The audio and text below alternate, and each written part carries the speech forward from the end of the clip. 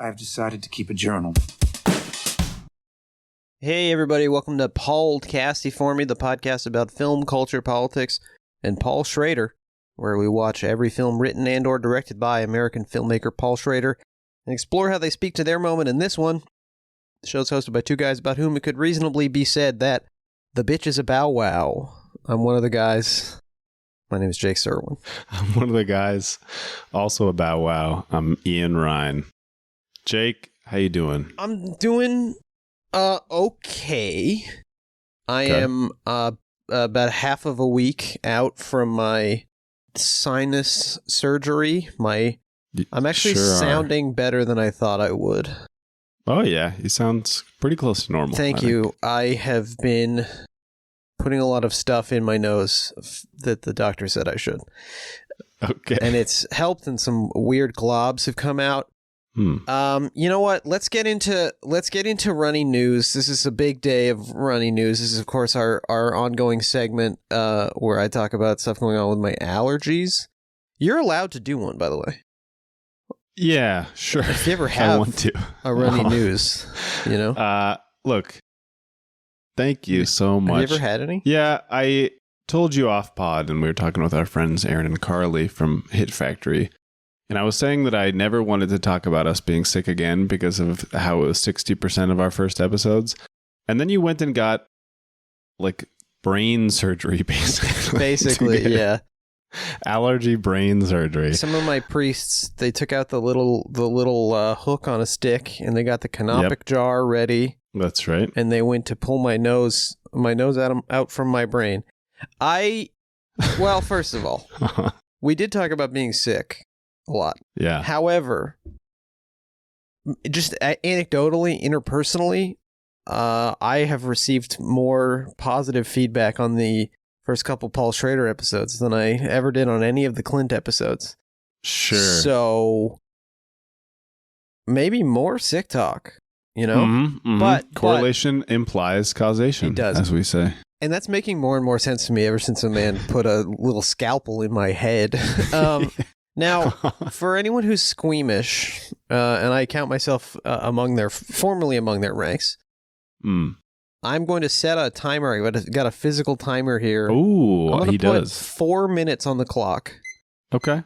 And when the timer is up, I'm going to stop talking about this. So if you are squeamish, go ahead and hit the button on your podcast app that skips ahead. 4 minutes starting now. Running news. Okay, so I went to the allergy surgeon basically to get a sinuplasty and a balloon sinuplasty and also a septoplasty.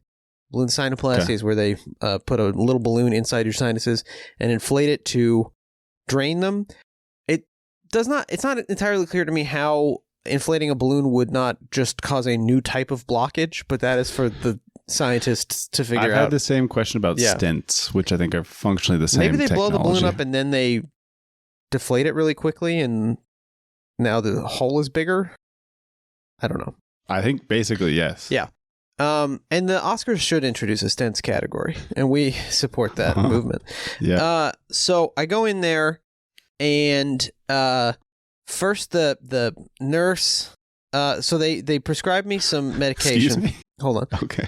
They prescribed me some medications to take an hour before the procedure. Now, to be clear, there's two ways to do this procedure. You can do it under anesthesia, or you can do it in the office, heavily medicated. My insurance did not cover the anesthesia one, so great. Okay. I was awake for this. Awake it is. Yes. Uh-huh. But they drug you the fuck up. I'm going to need so much more than 4 minutes for this. They drug you the fuck up, and so they prescribed me a heavy-duty antihistamine that's also an antiemetic, the name of which escapes, promethazine, maybe, and Percocet and Valium, because they need you to chill out while someone's putting a bunch of sharp tools in your nose. I'm supposed to take them all an hour prior to the event. So I get a little message from Walgreens that my prescriptions are ready, and I go to pick them up, and it is literally a bottle with one Valium in it, because that's all I need. And it cost me, with my insurance, it cost me 6 cents Wow. And paging Dr. Shyamalan, first of all. But Yep. Good. What? Thank you. No, it wasn't. I guess this is an insurance thing, but like you can't just spot me the Valium. Like I guess to the doctor's office, like the allergist, you can't just have Valium and promethazine in the cabinet. I don't know. I don't know if it's a liability thing. In theory, sometimes they'll say that a copay, is meant as like a deterrent for misuse, but 6 cents is not much of a deterrent. Exactly. So. And then so I take these. I'm getting my girlfriend, my lovely podcast girlfriend, very kindly drives me to the allergist. That's good. And I'm getting zooted to high heaven. I'm squinting. I'm going, whoa, all the stuff people do. Great. And sure. Putting your hand out. Yeah.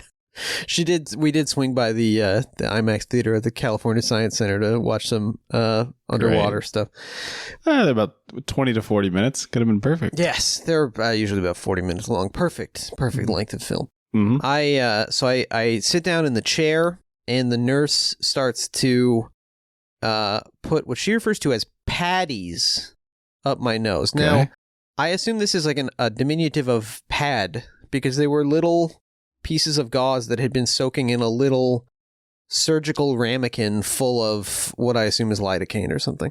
Yeah. But she puts them up my nose, and they have little strings on them, and you probably received a photo of this because I looked like a Fremen from Dune. You extremely did look like a Fremen. Dune Part 2. All right, just for the listener who are checking back in. Yeah, skip ahead at 4 more minutes. We just got to the doctor's office. So she puts these up my nose, and I start feeling numb. And my girlfriend's in the room, and she's wincing, but like at how far these are apparently going up my nose, and I'm like, whatever, man. So she puts 2 up my nose and numbs it so that she can then put 2 further up my nose. Oh wow! Now that I'm not, great. And the doctor comes in and starts to he keeps saying, oh, your sinus is really deviated, which I think is a way, there's 2 things that could be going on here. He could either be sort of trying to sort of sell his services to me, like remind me that what I'm doing is a good thing, or making fun of me, setting the expectations low. Or just suggesting, or it genuinely cares for my my well-being.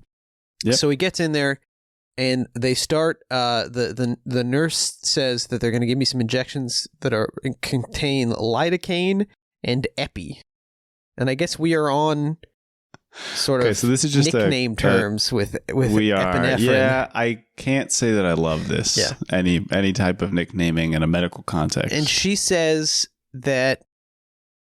Well, one thing about it is it did relieve me a little bit, because I felt like, well, at least this is routine enough that they have a shortened form of it. Like, they do this so much. This is so not a big deal to them that they don't have time to say it. Well, and there's like the ER, the trauma thing of just trying to say it as fast as possible so people can get it in their blood faster. But patties is objectively longer than just saying pads. So now you've lost me.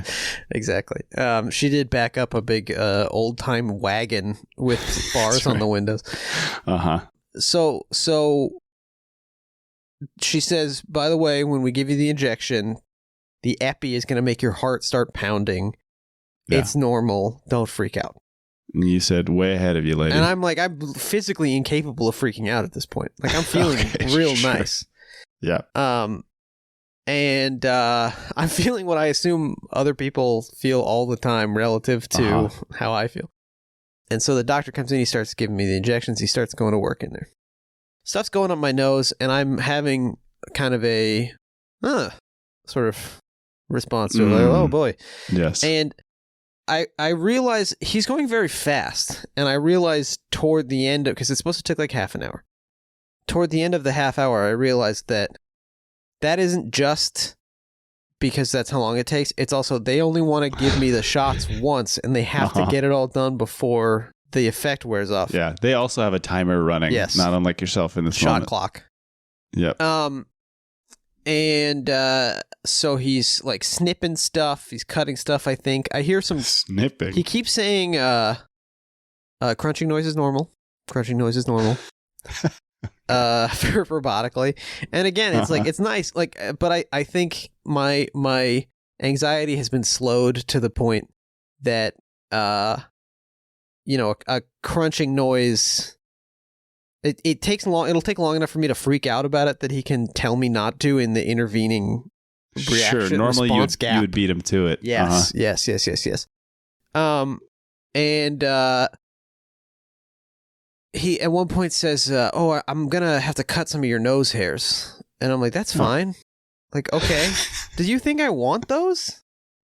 Yeah. Like, I'm not. Also, at a certain point, I gotta say you've kind of given him tacit permission to do anything less than blow up a giant balloon in his nose. Yeah, you're going to want to skip ahead another 4 minutes, gang. So he's cutting through my... he cuts the nose hairs, and I'm like, that's totally cool. And I wondered if this is maybe like... Are there men who are so homophobic that even the notion of this level of personal grooming is like... offensive this would not to have them? occurred to me. Well, it only occurred to me because I remember the first time I ever heard of a dedicated nose hair trimmer was on an episode of Will and Grace.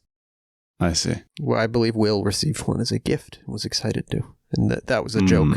So this was cemented in your mind as kind of a queer object, this nose hair trimmer. It certainly is.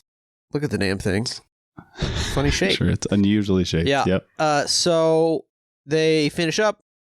And at one point, the nurse has told my girlfriend, who's now been banished from the room. She's not allowed to be there while things are being cut or ballooned. And the nurse says, you know, when they're under, we would cauterize things, but you can't cauterize things while they're awake.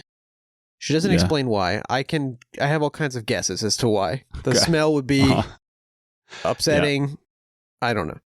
But anyway, what this means is once the doctor leaves, she says she puts a little, I would say 2 inch wide by half an inch tall strip of gauze across my nose with some tape onto my face and says, so you're going to be bleeding for probably the rest of the day.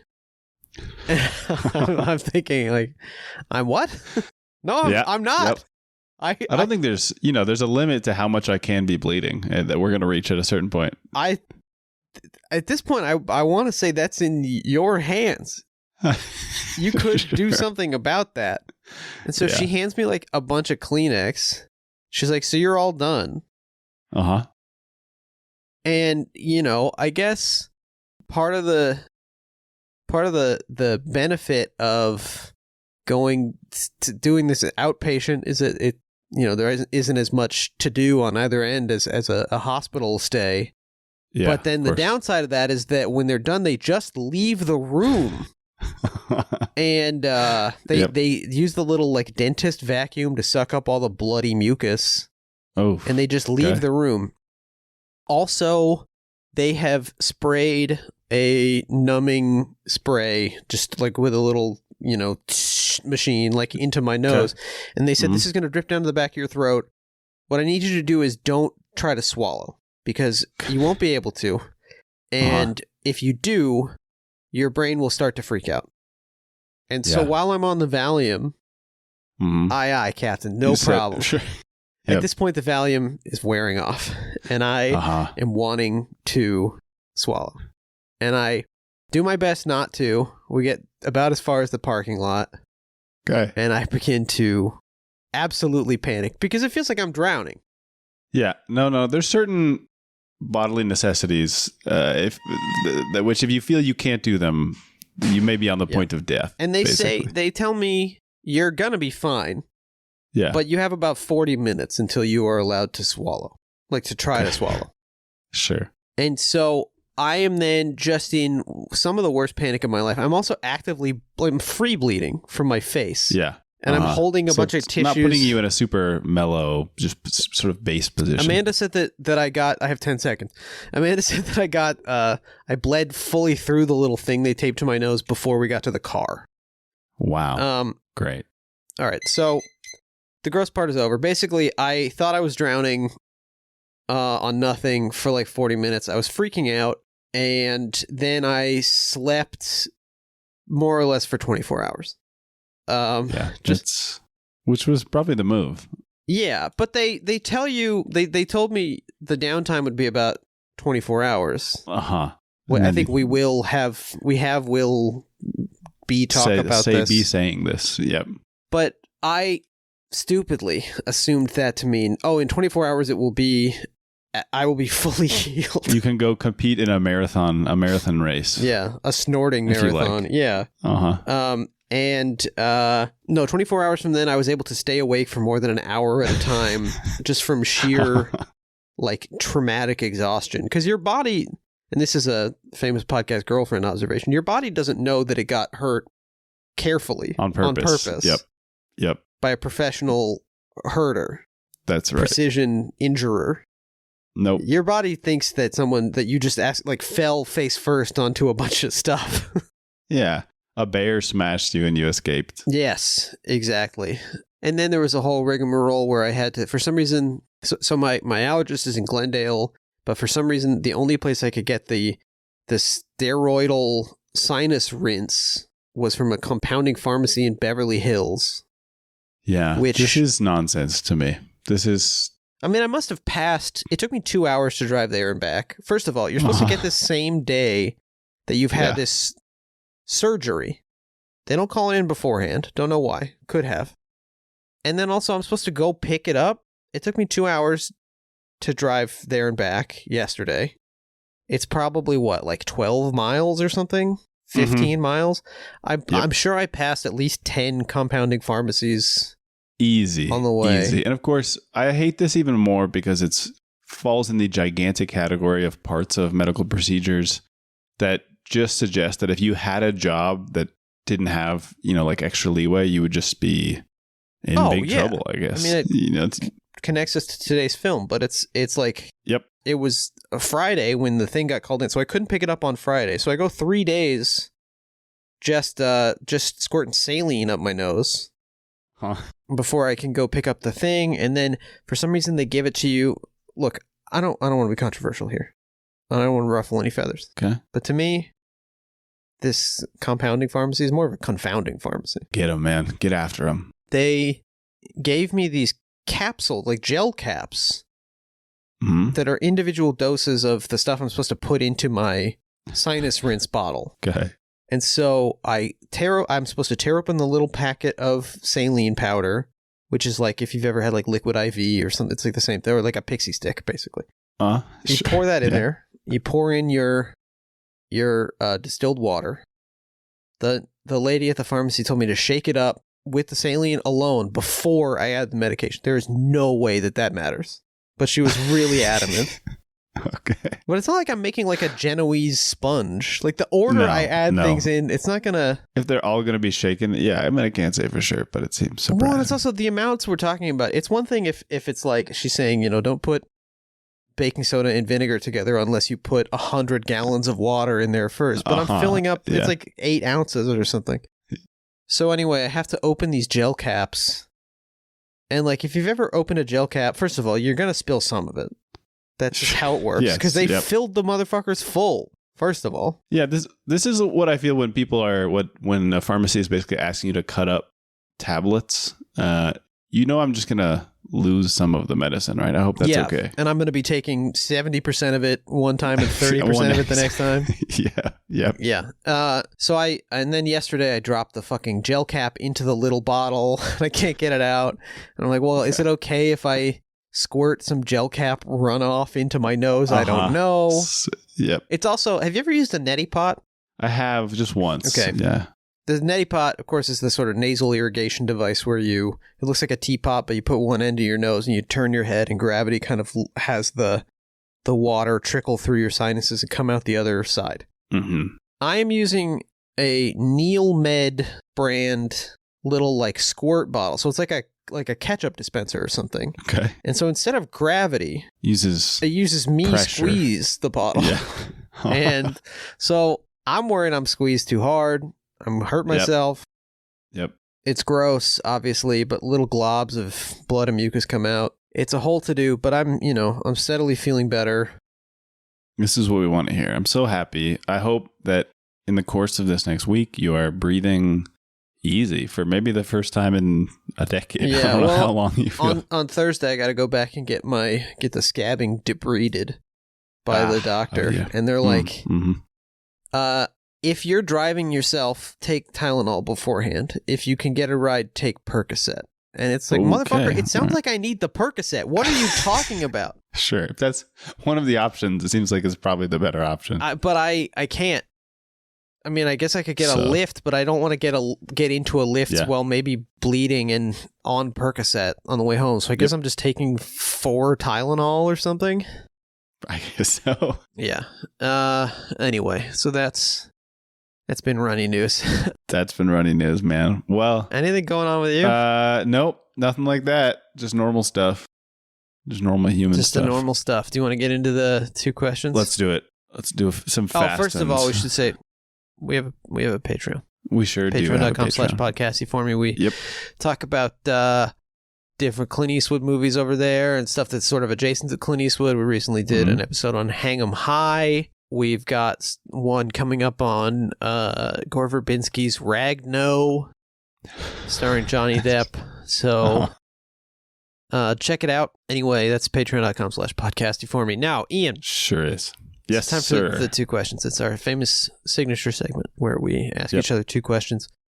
Do you have a question for me? I do have a question, but I'm going to freestyle a new briefer question because this was going to be more of a personal history question. Jack Briefer over here. Yep, that's right. I guess that's right. A Jack Reefer joke? Jack Reacher. Yeah. Jack Briefer. Anyway. This is the kind of alacrity I'm looking for in the response. Yeah. This is perfect. I'm going to just go ahead and ask you, you ever buy anything on layaway? You ever buy anything with credit interest? What do you... I've tried Klarna. I did a Klarna once. No, I don't know what that is. Now, sometimes when you buy stuff on the internet, there's a little button next to like the PayPal button where you can pay something in installments. Yes. Automatically.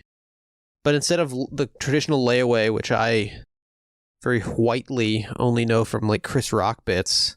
Yeah. Where you go and pay for it in chunks, but you don't get it until you've paid for it. Mm-hmm. In the world-sized debtor's prison we all live in, Klarna, in this case, sends you the combination end table and lamp from Urban Outfitters home, and you get to have it, but be afraid of whatever might happen to it until you have finished paying for it. Yeah.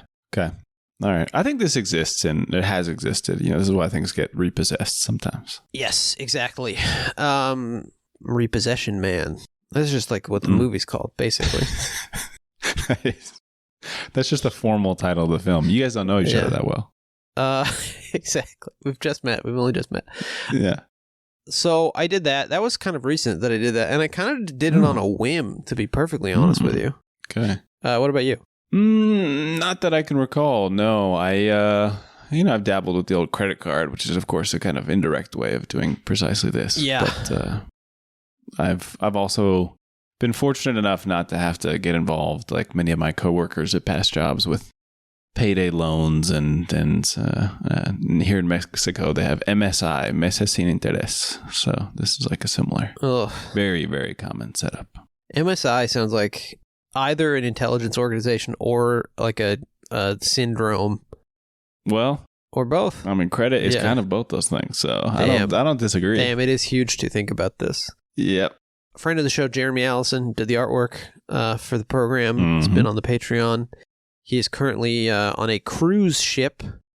They docked in Mazatlan to watch the solar eclipse. And he sent me a picture of what seems to be a hand-painted papier-mâché mask of the guys from the beginning of The Dark Knight where they're all robbing the bank. Oh, Yeah. okay. Yep. El Guasón himself. That's right. Yeah. Do people tend to say Guasón or Joker more in Mexico when they're referring to they say Guasón. They say the Guasón. clown but- prince of crime? Okay. Yeah, sure. Not If my you're two nasty. question. Sinuplasty. Yeah. Yeah. Okay. My two question is, and this is sort of an assumption on my part, because you'll often kind of reveal to me, or it will be revealed to me through conversation, that you have read so many like studies of different stuff. Just like a study reader. I do like to read a study. That's true. And so Read a couple today. my question is, we have enough cars, right?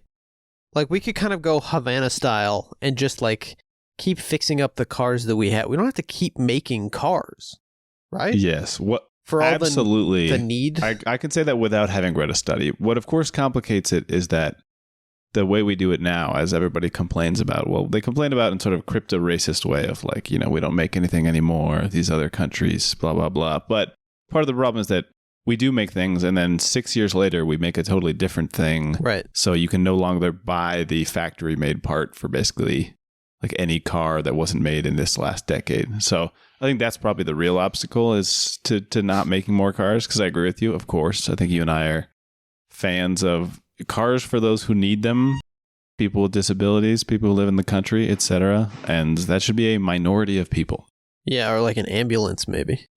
Yep, sure, that's a good one. Big truck for delivering stuff. Big That's a truck good for one delivering as well. stuff. Sometimes like the mobile vet, I think, is nice. Like if Sure, the cat doesn't yeah. want to go to the vet. Mm-hmm. Yeah, I mean, we're seeing a little bit of a sea change on this in terms of right to repair laws, mostly targeting Yep. the Apple Yeah, Corporation. Uh-huh. But I think I'm hoping that this is one of the sort of courtside, not like courtside like Jack. Like Jack Nichols. Yeah. One of the judicial or legislative, I guess, one of the ways in the court where you can, we can try to make some inroads on sustainability. This is the type of thing that, this is like real judicial victories that could be meaningful. Yeah. Could be cool. Might be cool. Yep. Check it out. So, okay. So we have enough cars. Good to know. Yep. Because that's one of the things that is causing some of the problems, not only in this film, but also in the whole damn mundo. Just around in the around in the air. In fact, some of my allergies probably related to all the cars. Yeah, we're talking, of course, about Paul Schrader's directorial debut. Blue is the warmest collar. And I'm wearing a blue collar right now. I don't know if you noticed. You didn't say anything if you did. You sure are. And I got my blue hat on. Yes. And got a blue Gatorade.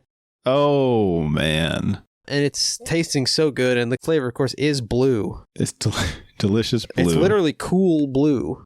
Oh, wow. They just started calling it blue, which... Okay, hey, I like it. I mean, that's what it is. Because it's... Yeah. You ever notice how, like, basically any kind of juice that you get has apple juice in it? Or grape juice? Uh-huh. I have noticed this. So it's all apple they're juice. Sneaking it in it's there. like flavored apple juice. Yeah, it's a good point. It should just be called apple with something else. That'd be nice. Right to repair. I don't know. Right to repair your juice. I don't know. We are talking about blue collar today. This is one of the... we are making the podcast because we're fascinated by this man and his art and his politics and his convoluted way of thinking. But if you were to just ask me, why was I excited to make this podcast? This is one of the 3 films that I adore and was so delighted at the idea of talking about. And the other 2 are watching The Canyons twice. That's right. No. Double feature of The Canyons. What are the other 2? Well, the other 2 would have to be Taxi Driver and First Reformed. Okay. That's again, I'm not saying pretty strong. These are not the only films of Schrader's that I enjoy, but they're films that I think are, the almost... episodes that we're the most anxious about, I would say. Yeah. Probably. Yep. Yeah. Yep. I think those things coincide. And I want to give you full credit. This is a Jake recommends to me. And I think you probably had to recommend it twice before I watched over the span of a few years. Oh, wow. Yeah. Yeah. So you've seen it before? I have. On my recommendation. Just a few years ago. That's correct. Yeah. Humiliatingly, I believe I first watched this movie because it came to my attention that it was the avowed favorite film of Bruce Springsteen. which seems this like makes sense. Seems like a choice that was developed by Bruce Springsteen's publicist. Scientists. Okay. Yeah. The R&D guys at Springsteen Laboratory is determined. And it was kind of an easy one even for them, you know. But then you also think about it and you're like, is it really? Because, like, I mean, he has a lot of money. He's friends with Obama. Sure. Yeah. He's like a co-worker of Obama's. I mean, it's funny you bring that up. You were doing some Obama type related investigation around this film. Oh, you mean with the stuff with the makeup? Sorry. Ian hates it when I do edgelord jokes suggesting that one or both of us is wearing like a I'm much more comfortable costume. with you doing an edgelord joke that you are doing blackface in your free time. I have and calling never done Obama style investigation in anyone's time. Free. The closest obligatory, is you were present for and participating in, because it was that special Sonic the Hedgehog peel mask that we put on. That's right. And it was the closest we both metallic come to this. Blue, which pretty cool. Kind of scary though, because you're like, this is going to come off, right? Didn't occur to me, but I watched this movie many years ago because I heard that it was Bruce Springsteen's favorite movie, and also it was the directorial debut of the Taxi Driver guy, Paul Schrader. This name I'd heard before, and I had the vague sense of him being kind of a heavy hitter, a difficult, and just sort of a figure of. I'm imagining kind of like the fighting Irish, the mascot guy on the hat. You know, just the guy who comes out swinging, but he's also small. He seems difficult. You're right. And I liked it quite a bit. I was impressed by it, and. Spoiler alert, I remain impressed by the film. This is double spoiler alert for me as well. But I am interested to talk to you, especially about the aesthetic qualities of the film, because you believe in our off-pod text messages. You used the M word. Masterpiece. Okay. Sure. What would the... I can think of a couple, but we don't have to get into it. Write in, podcastingforme@gmail.com if you know what the M word could be. Yeah. I do think it's one of those. And I think of the three films that I mentioned before, probably the one that people are most likely not to have seen. So I'm going to just beg. I'm putting in a quick plug to, before you listen to this episode, go watch this film. I also think that it's... I was worried when you sold it to me because of the content that it would be... I asked you for $200 for a DVD. Sure. Yeah. I got worried, but then, you know what? Honestly, fair. Feels fair. We're going to do a special, where can you watch the movie? We haven't done this in a while. Okay, going to do great, a special great. quick I one. love it. Yeah, because I was going to say, it's not a... I mean, it's a difficult watch in some senses, but it's fun. I think entertaining. Yeah, exactly, which is not always paired together. I'm surprised, given Schrader's, having authored Transcendental Style in film, and his aesthetic bloviating generally. I'm surprised that especially his first directorial outing should be so entertaining. But we will maybe get into some of the practical reasons why that might be. But that sounds good. If you want to watch the film, you can stream it on Showtime. Is this Showtime with Apple TV? If you have Showtime through Apple TV, I don't know if that means... Is there a Showtime app at this point? Anyone's guess. Don't know. Yep, can't say. You can also just rent it on all the regular places. And Ian, down there in Mexico, how would Richard Pryor say what they call Apple TV down there in Mexico? Sure, just piling it on. Well, if you wanted to watch a film that is called Blue Collar or Thirst for Power, which I like. Oh, I like that too. You are not going to watch the film. It is not available in this country unless you go to one of these websites. You can message us on Twitter, and I'll tell you about one of the websites that I'm begging Ian to stop using because it makes his computer not be able to record the podcast. Yeah, it seems like that might be the case sometimes. Sure. Well, you open the door, and you got to be willing to let anybody into your computer. Right. And that's fine. Ian got a novelty doormat that says "All vampires invited," and he's regretting. I basically do, yeah. The film was released in February, on the 10th of that month in 1978. Saved it. Okay. I saved it. By the way, saved it with your naturalism. Apple TV is called Manzana TV down there in Mexico, by the way. And sure. Jeremy texted me that he's seeing a lot of ads for Manzana TV everywhere. He didn't, but it would have been funny if he did. I'm going to say he did. Okay. Actually, sure. He did, in fact, say that he did. That was really funny. This was directed by Paul Schrader. We'll get to him in a moment. It was written by Paul and Leonard, his brother. Yeah. We're fast approaching the last film written by Paul and Leonard because they have a bit of a falling out over Mishima, which is... They do, yes. Coming up very quickly. How's your Japanese coming along, by the way? It's coming along really well. Yeah, I'm going to say a bunch of stuff next time. Great. Ian is only watching Shogun to try to learn Japanese. Yes. Yeah. They they write it together. Schrader, at the time, this is particularly interesting, given some of the things he says about the political content of the film. He says that he wrote it with his brother, largely as a practical concern because he was working on another film at the same time called The Havana Colony, which eventually gets made into a film called Havana, directed by Yakuza director Sidney Pollack in 1990, although I believe that version of the film is so far from Schrader's original script that he is not credited in any way on it. I believe. But it's about like a white guy who's hanging around in Havana on the eve of the revolution. So like... So interesting pairing. Yeah, sure. Yeah. One time in high school, or middle school, I guess, I got dared to dip a chicken McNugget in snack pack chocolate pudding. It was good. Okay. Just thinking of interesting pairings. Sure. I mean, that's... Chicken mole. Yeah. You're right. Yeah. And I'm going to do the 3-second summary just to set us up for a discussion I want to have right away. The film is, of course, about 3 union factory workers. Before you do this, I have the trailer. Like, I have an audio clip of the trailer. We don't usually do this. Okay. But I think if I play it, it'll actually kind of make things clearer. Great. Let's do it. The following trailer contains 4 men in scenes that may cause audience members varying degrees of discomfort and embarrassment. Especially if you're a redneck. If you've ever stared at a can of orange juice because it said concentrate, you might be a redneck. The Blue Collar Comedy Tour. All right, that's enough. Sorry. It's okay, man. You had to. You had to do it. And it did make things clear. Yeah. Thank you so much.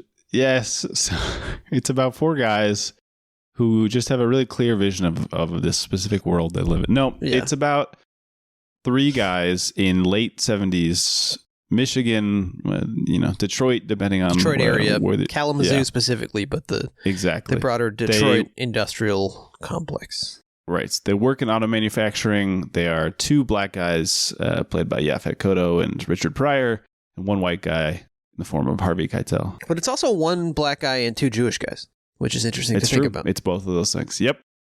And they are down on their luck, desperate for money for a variety of different reasons.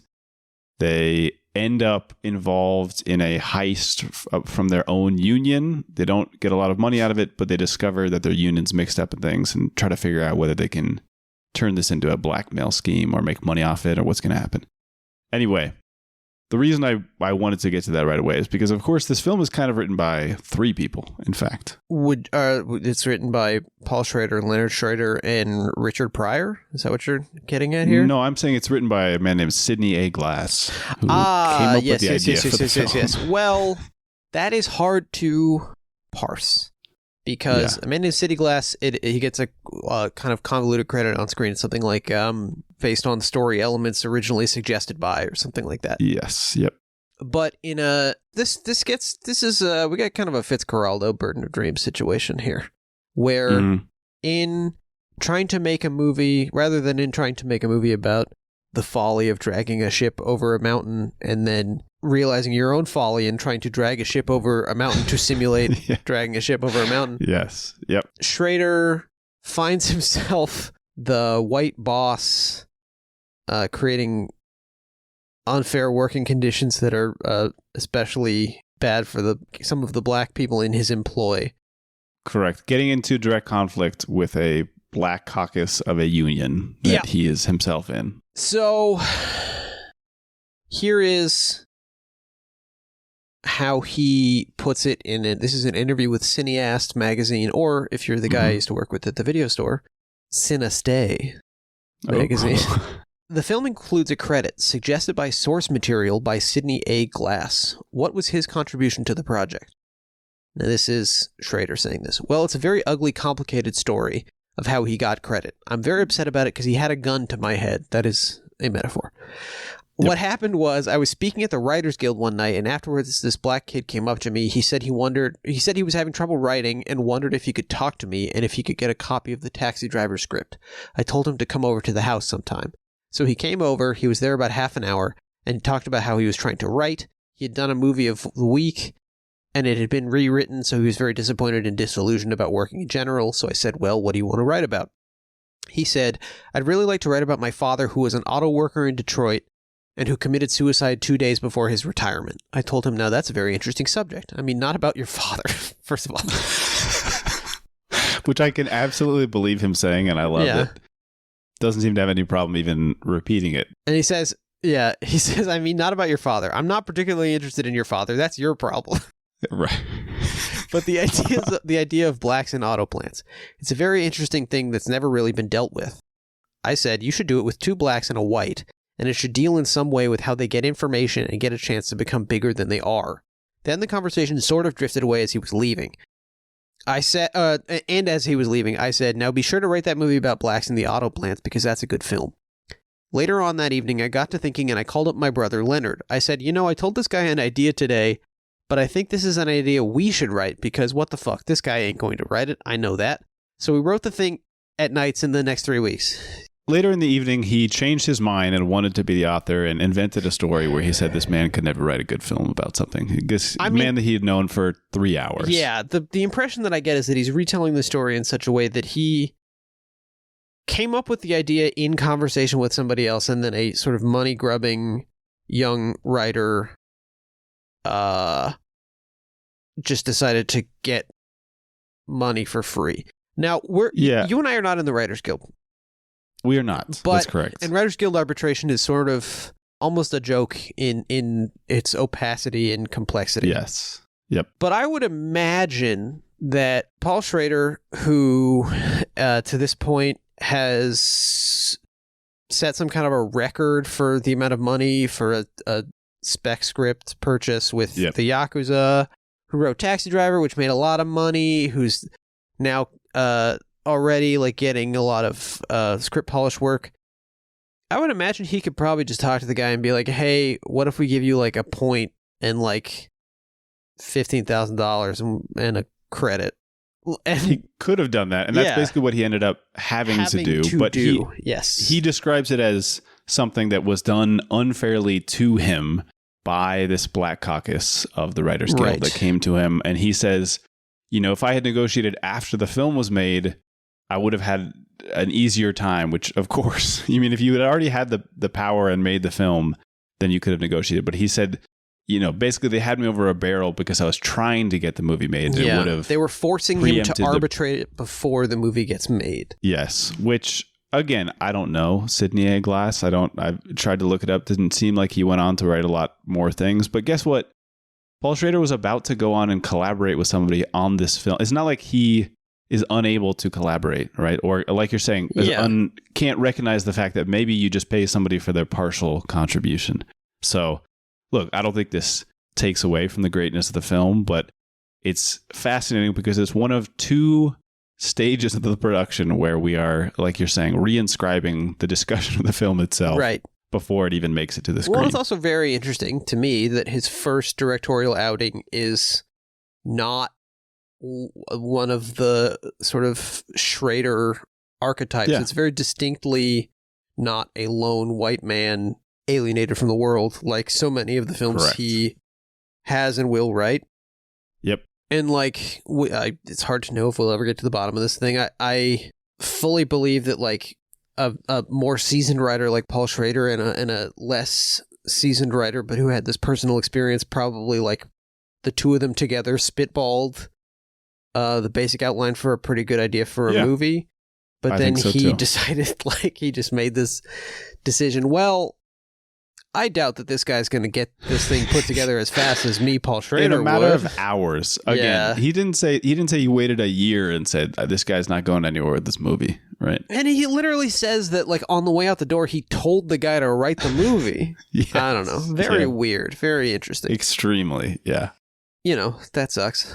But he also, at the same time, he has, like, a lot of understanding. He seems to display an unusual amount of understanding of like the nuts and bolts of how racism works. Yes. While still in a perpetuating labor it. context specifically. Yeah. Yes. Because he talks about like his understanding of the fact that it has to be two black characters and a white character rather than two white characters and a black character, which is what so many of the people he was asking for money to make the movie wanted him to do. They wanted him to, of course, yeah. And he said basically that either the black character is going to end up having to be Sidney Poitier, as he put it, be like this morally good, unimpeachable non-character, Yep. or will turn into a villain, which is not what he wanted. He didn't want like a black villain in his labor movie. He also is kind of refusing to acknowledge that it's a pretty like left-leaning film in its very essence. Yeah, he has this discussion with Cineast Magazine, which is a left-leaning film publication. Right. And then in other discussions, like in Schrader on Schrader and some other interviews he gives, he says like, well, you know, this Cineast Magazine, they really wanted to make me out as this like Haskell Wexler next left filmmaker. And I just made a film. It is extraordinarily and explicitly about this political question and this in almost with more nuance than just a straight up like pro-union film would be. More awareness of the circumstance. We're recording this on the eve of the release of Alex Garland's Civil War. Yeah. Which I've heard rumors that Spider-Man is going to appear in this one, by the way. They've cast some kid. He keeps insisting that it's not a political film, which is, you know, anyone who's taken like a class in college should be able to tell you that is in itself a political move. Sure, yes. Reifying the status quo. He also says it's a character film, which I think is true, but to him it seems like one prevents the other from being true, right? These are mutually exclusive ideas. If it's just focused on exploring the characters and their milieu, then how can it be political? And I think, of course, in some ways, that's why it becomes a great movie, is because it's You're talking about Blue Collar now, not talking about I'm talking about Blue Collar. Right. Yeah. We haven't seen the film yet. But I was going to say, in that case, it turns out that he took footage from a couple of like straight up fucking neo-Nazis online. Like he didn't credited them with their cell phone shot video from like Antifa clashing with Proud Boys or whatever. And like they probably got some money from A24 or whatever. So he literally put money in their pockets. Yeah. And contrast that with Paul Schrader, who's kind of doing the same. He's doing the same move. Like, I didn't set out to make a political film. He says, I had no visions of making this into a concrete political thing. It had to operate in the area of entertainment. I wanted to write a movie about some guys who rip off their union because it seemed to me such a wonderfully self-hating kind of act that they would attack the organization that's supposed to help them. Mm-hmm. It's so symptomatic of the way the workers think about the organizations that surround them. And then he said, when I was working on the script, I realized that it had come to a very specific Marxist conclusion. It seemed the only way to end it, the natural way to end it. I didn't end it that way out of any preset notion. I didn't set out to make a movie that would end that way. It just seemed to be a logical ending. On the other hand, if the logical ending to the story I had set in motion had been a right-wing ending, I wouldn't have had any qualms about going in that direction either or defending it. Which, like... No, I don't doubt that. But I do, actually, because he's... Interesting. Just written, like, Taxi Driver, which is a movie that doesn't end in a... It ends in a. It doesn't glorify Travis at the end. He goes on to write movies that are, they're dabbling in this area, but he's upset with Rolling Thunder for the changes that are made to that movie. Like he's already turned into a fascist film. It's true, but then what I will say is that I think there can exist a type of person who wants to be incisive, who wants to be observant about the world, observant about how people are treated in their social milieu, and he doesn't necessarily care what the outcome is. Now, I would make an argument for the fact that just speaks to how clearly the milieu itself is one that reflects leftist ideas, right? So the world is confirming the ideas that he is stumbling upon just by trying to find these characters. I mean, to back you up a little bit, the rest of that quote that you were reading about, you know, how the self-destructiveness of people attacking their organization, I think he says that kind of dead-end mentality is fostered and engendered by the ruling class in order to keep the working class at odds with itself. Right. So, yes. Again, I think what's weird is that he's a guy who has, like so many guys, come to believe that leftism is like an identity more than it is an observation about the world. Right. So he just said, Right. I just made an observation. That's also what all leftists, I think self-serious leftists are trying to do. Yeah, exactly. He just seems to think that that's not what they're doing. I mean, once you are conceiving of the world as animated by class conflict, surprise, motherfucker. Like, you know who came up with that? Right. A certain scientist. Exactly. Yeah. And his friend, Freddy. Mm. He's a lot like Scooby-Doo in that way. It's true. Yeah. Some of the sandwiches this guy was making, boy howdy. I love that part where Karl Marx blows the big bubble and then it gets all over his face, but then his tongue does a big... sucks it back in. Yeah. Yep. I love that part too. You know, this is, to me, I don't know, maybe it connects back to the nose hair question. Like, maybe he's just so... There's something radioactive to him about being associated with I think leftism. that's what it is to me. Yeah. Yep. But at the same time, you know, this is a guy who just wrote a book about how much he loves, like, Robert Bresson and, like, Dreyer and Ozu. I mean, it's not like people think of you as the Marlboro Man. Like, you're not a professional log splitter. You're a writer.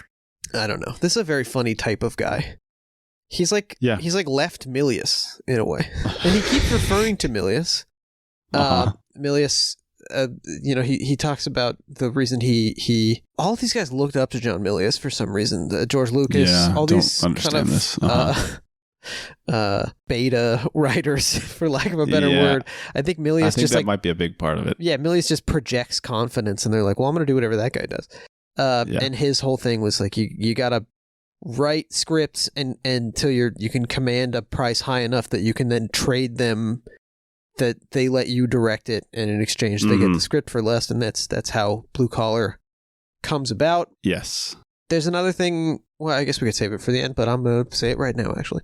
So, in Schrader on Schrader, which I think the interview was conducted in the 90s.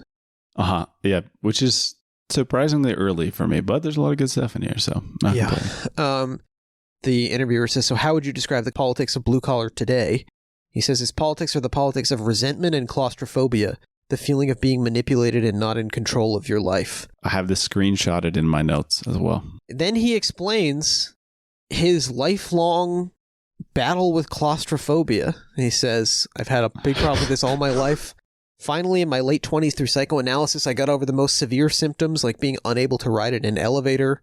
These days, I'll take the elevator up, but I'll still walk downstairs. So part of the psychological violence in the films is to do with people who feel themselves penned up and strike out irrationally, flailing at their condition in a self-destructive way, in the same way a person locked in a closet will smash his head into the door and knock himself out. In fact, I had an episode like that when I was an undergraduate, when I snuck into the heating system with a friend to set off a smoke bomb. First of all, when you're an undergraduate, that's Bart Simpson behavior. Yeah. The janitor saw us go in and lock the door behind us. Nice, that's funny. And I had a terrible claustrophobic attack. My friend picked up a 2x4 and was going to knock me out because I was so crazy. But eventually, in my panic, I knocked the door out of its cement casing. And then, finally, one of the sort of Rosetta lines. Stone sentences for Paul Schrader. Obviously, these feelings have their historic sexual origins, but growing up in a restrictive environment doesn't help. See, this is why you don't think this man is capable of writing a right-wing film when clearly, to me, what seems to be more important for him are the historic sexual origins of the claustrophobia that animates you in all parts of your life. Well, what's so fascinating to me about the man is that he thinks and speaks that way and then ends up making Blue Collar as opposed to ending up making like Triumph of the Will, you know? Yep. And that he would associate, because I think the feeling of, look, I have never been an aggrieved fascist that I know of, except when I was like 2. I think 2-year-olds are all kind of aggrieved fascists. Don't disagree. But I can't imagine that feeling of claustrophobia, of helplessness and trappedness could align itself with the feeling of aggrieved fascism nearly as much as with Marxism, you know? I don't know that I totally agree. To me, you know, horseshoe theory is nonsense and is absolute poison, but right, they don't need them.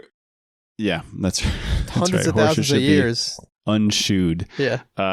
No, this idea that, you know, leftism and far right fascism are functionally similar somehow, or there's a drill tweet about it. There is, yes. But what I do think that they have in common is a recognition that some of the feelings that people have, some of the anxieties that they experience, are not personal failings, but rather a reflection of some type of distortion in the world, some type of disturbance that could be fixed on a collective level with concerted action that would actually require you to change the social order significantly, which is just a fancy way of saying what they both have in common is they think you might have to change something in order to actually make the world better. I guess you're right. I guess like that guy whose misogyny began when his mom forced him to take his diarrhea medicine. Yes. Yep. Look that up, folks, if you don't know about that. We'll really post it with the episode. Classic. But I suppose that guy probably felt trapped by forces larger than himself as well. But yep. I guess the idea to me of projecting that claustrophobia onto other people, assuming that other people also feel a similar kind of claustrophobia, and suggesting that, you know, for example, maybe black people... Right, it's not like he sees one of these classic limits for this claustrophobia. Yes. Yeah, that's a good point. Paul Schrader has undergone a Final Fantasy-style limit break. That's and right. He has crafted the Ultima weapon, which is, of course, empathy. Oh, that's beautiful, my friend. Thank you. I had a Final Fantasy themed 2 question that I threw out, so it's on the. You sort of it's on were the able brain. to revive the spirit of it. Okay. Yeah.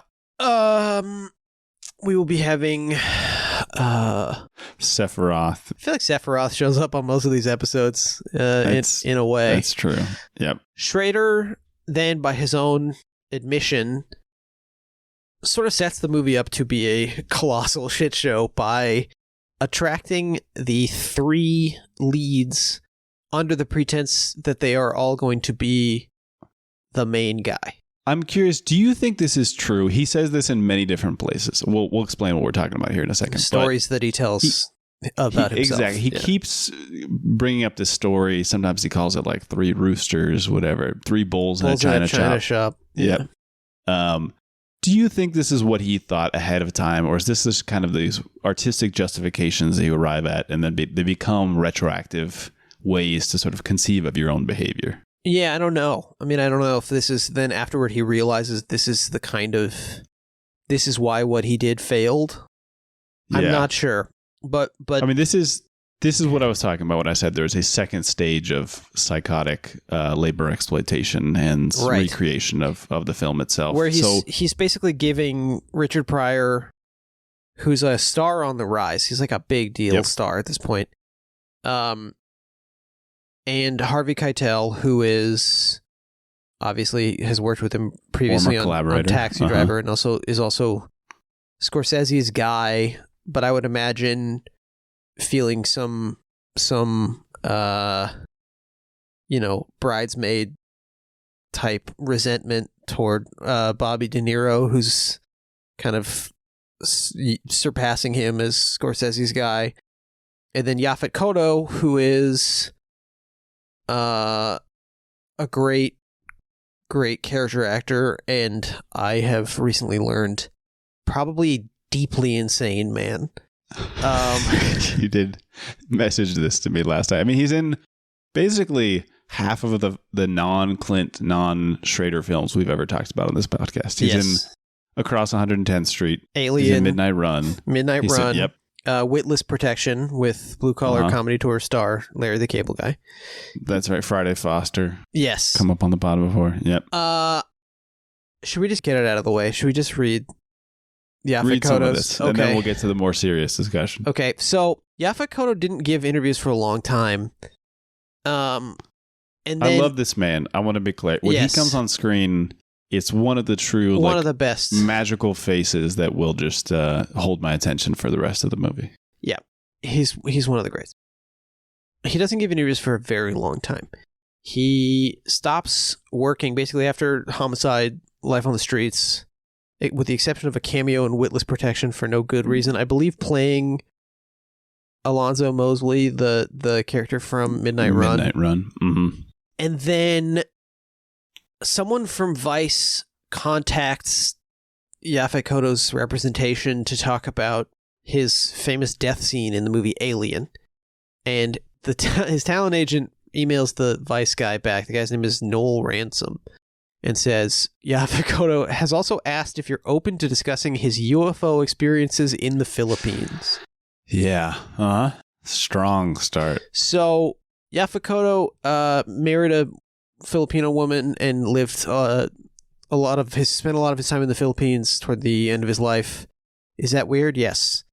And given that have to be weird. Given that he was like an avowed Trump guy and QAnon guy, but also a BLM guy. Sure.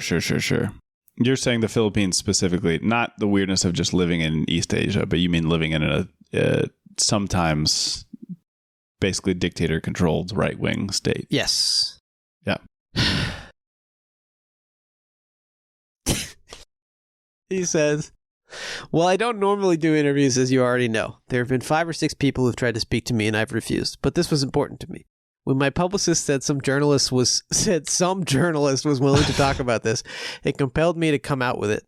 It has been 50 years of me dealing with these UFOs and aliens. Yeah, that's a long time. He says that it started when he was 9 or 10. He's living in the Bronx. He sees a figure behind him, and then he can't stop seeing aliens. He said, at one point, I remember being at my home at 6 p.m., and I went into my office to meditate in the garage, and I saw something. Looked at it for about 5 minutes, and it was light. I was wondering why the neighbors were shining a light through the top of my garage window, so I went to talk to them. Now, keep in mind, I had been sitting in that car garage for some 12 hours. What? And I believed that I contributed to those things that were flying above my garage. I shouldn't call them things, these aircrafts. As I got older, I understood what they were, but I went through my youth not knowing what I was experiencing, and I didn't talk about it. And then he talks about how he sees like rings of smoke all over the place. It was one evening in my office in the Philippines. I heard my wife and the waiters calling me to come outside in very anxious voices. So I went out, and when I got there, I saw the same huge circle of smoke over the house. When I asked them what they saw, they said they saw a UFO as big as the Yankee Stadium turned upside down. I would argue that would be the same size as the right side up Yankee Stadium. Sure, I think he's trying to paint the picture. And they were freaking out. 2 or 3 nights later, I saw it. The thing just blotted out the entire sky, the moon and everything. It was huge. I remember saying, Jesus Christ. I mean, I got nervous, man, because you don't see something like that without being vulnerable to becoming psychologically blown away. You get scared, to put it quite frankly. That messed me up for a good 3 or 4 days. And then the interviewer immediately follows up with, have you ever been diagnosed with any sort of mental health issue? And Kotto laughs, absolutely not. I have an IQ of 196. Okay, well, that's believing in IQ, trusting too much in IQ is a type of mental health issue, in my opinion. And also, might as well say that the hundreds of other people, including Canada's previous defense minister, who came to the same conclusions about alien life, had mental health issues too. Easy for me to say that. Hundreds of people? There's billions of people. Very easy. You're absolutely right. And look, I want to say this. I have not had one of these experiences. It is part of my way of approaching the world that I try to leave space for experiences beyond my own and a sort of dialectical openness to incorporating new ideas at any point that they might arise. And I also want to recognize that if you are a person and you actually did have these objectively true experiences, if such a thing exists.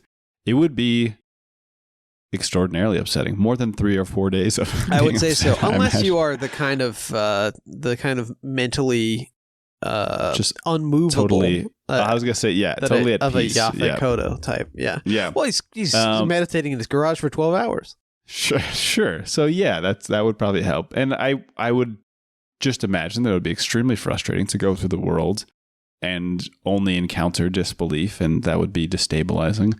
But I think we've had a lot of serious people looking for evidence for these things. And the fact that they haven't encountered any that has really held up to a lot of scrutiny means that I continue to be doubtful, skeptical. I'm not trying to dismiss those, our listeners, who maybe have their own experiences. Right. But I would not want to do that either. I'm waiting for the day when maybe there's something that could actually hold up to somebody coming and saying, hey, sure looks like you took a picture of such and such natural phenomena that can be explained very easily. And, you know, it would be the one thing that is somehow successfully suppressed. Yeah. And also, as a person who's very mentally illness myself. Yep. You know, no shame in it. You saw something that wasn't there. You were freaked out. I've had some experiences where my emotions certainly were in the driver's seat, let's say, for every other aspect of my experience. I thought I was doing a podcast. Yeah. You're always talking about this. Just one more thing from Yaphet Kotto. The good part. Okay, so he says, so I really don't care whether anyone thinks I'm delusional. My delusion is over. I've taken a position on that.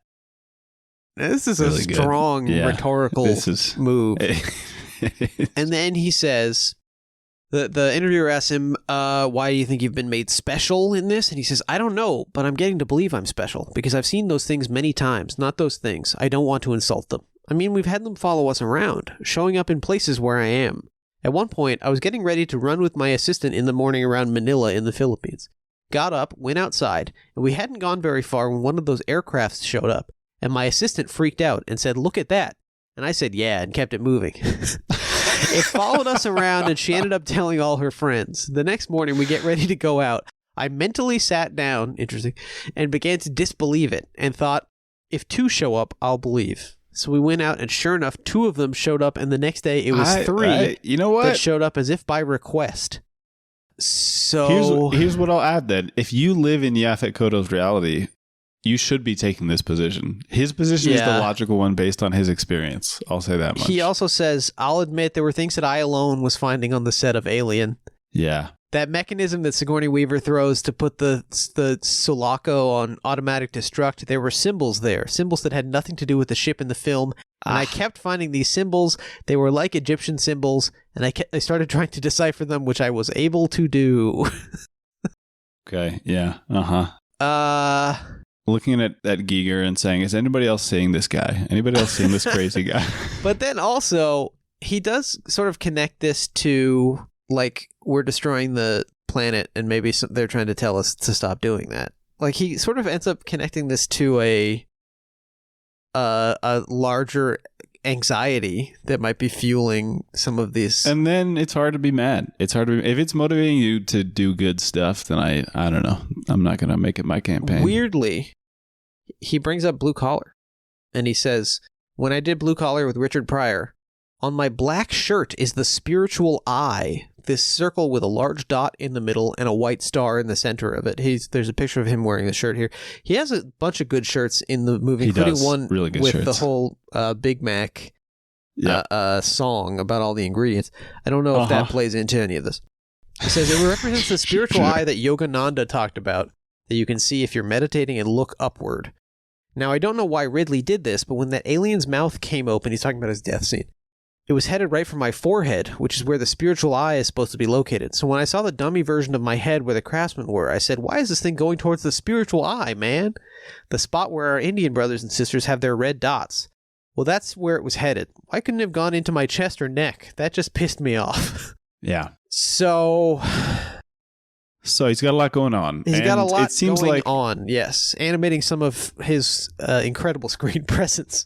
Yes, and it really is incredible. So selfishly, whatever was going on with him, we think that may be a frustrating and disturbing process for creating what is available to us. Yes, we do. So what we were describing somewhat circumspectly was the fact that Schrader claims that it was his intention to bring in these three people, these three young actors who he said in the most explicitly capitalist way possible. He said he could get for cheap and create tension by telling each of them that they're the protagonist and then having them sort of compete as the people in the film do, sort of against each other as the process goes on. He also refers to a maxim that he's gleaned from Don Siegel about this about having three stories. The stories from three movies into one. So there is like an assembly. That's a good point. That's a good point. Logic in his mind. And in that sense, I will say that Don Siegel thing seems to have paid off because we do have three different movies going on, and I think a rare case where that is a positive feature of a film instead of something we're saying because it's incoherent. But basically, we can run through very fast some of the situations in the production of this film, but this has to be, for me, one of the greatest displays of acting by three men because the film is about the dissolution of their friendship, and it's very heartbreaking to me the way that this happens over the course of the film. They do seem like they really care about each other and love each other. The reason that's such a great display of acting is because these men hated each other much. And the famous sofa scene where they sort of arrive at the plan to rob the Union safe was the last thing that they shot. Correct. And what had happened the night before? Did you see this? Well, it's hard to tell. I mean, the Richard Pryor hits Yaphet Kotto with a chair at some point. Correct. Yeah, on camera, like while they were shooting, for not part of the movie. More than once, Harvey Keitel stormed off set and got as far as the Detroit airport before being convinced not to break his contract. Yeah. But I don't know if I remember which incident you're referring to. It's the hitting Yaphet Kotto with the chair thing. Okay. Yeah, there's other stories. So part of the conflict is that Richard Pryor, Schrader says, is coming from this comedy background and had an incredible improvisational capability where where in 2 or 3 takes he would really like peak. Schrader says like the first take would be okay, second or third take would be great, and then incredible, and then by the 4th take he's losing steam just doing this so many times. And Harvey Keitel coming out of theater, right? He's a trained theater guy, so he takes like 10 takes to really get sort of the meaning of the scene, and so Schrader is basically trying to like sync up like turn indicators at a red light. Yeah. At different speeds. Right. Yeah. And he mentions a solution that to me this is why it's so frustrating trying to get people to compromise, because when they achieve compromise, people will still be angry because they didn't get the things that they wanted exactly. Right. Which is such a frustrating misunderstanding of how society works. Because what he says is, they had to bring somebody in to rehearse with Keitel for a couple takes before they brought in Pryor. Right. So basically do 5 takes with Keitel or whatever, so that Pryor's first 3 are Keitel's like 6th, 7th, and 8th or whatever. Yeah. Seems fine. I don't know why this is framed as like nobody won and everybody was miserable. I don't know. It seems like when you're working with people with different needs, this is what you have to do. Right. Anyway. I mean, it's like, you know, so I gotta learn everybody's pronouns. Like it is like that. It is like that. Yeah. It's not that many, dude. Yep. And if you're showing an effort, if you get it a little bit wrong, but you're clearly trying, if anybody has a problem with that, it's a them problem, not a you problem. You know, just show a little, and yet it was very much considered a them problem for everybody. So Keitel, although we do. I mean, the lack of any anecdote about it suggests that Yaphet Kotto is just like perfect every take. I was wondering that as well. He's the only person who's only a recipient in these stories. I mean, so think about it. If he's able to roll with the punches of not freak out about seeing these clouds of smoke everywhere, the man can mentally sit down. He can.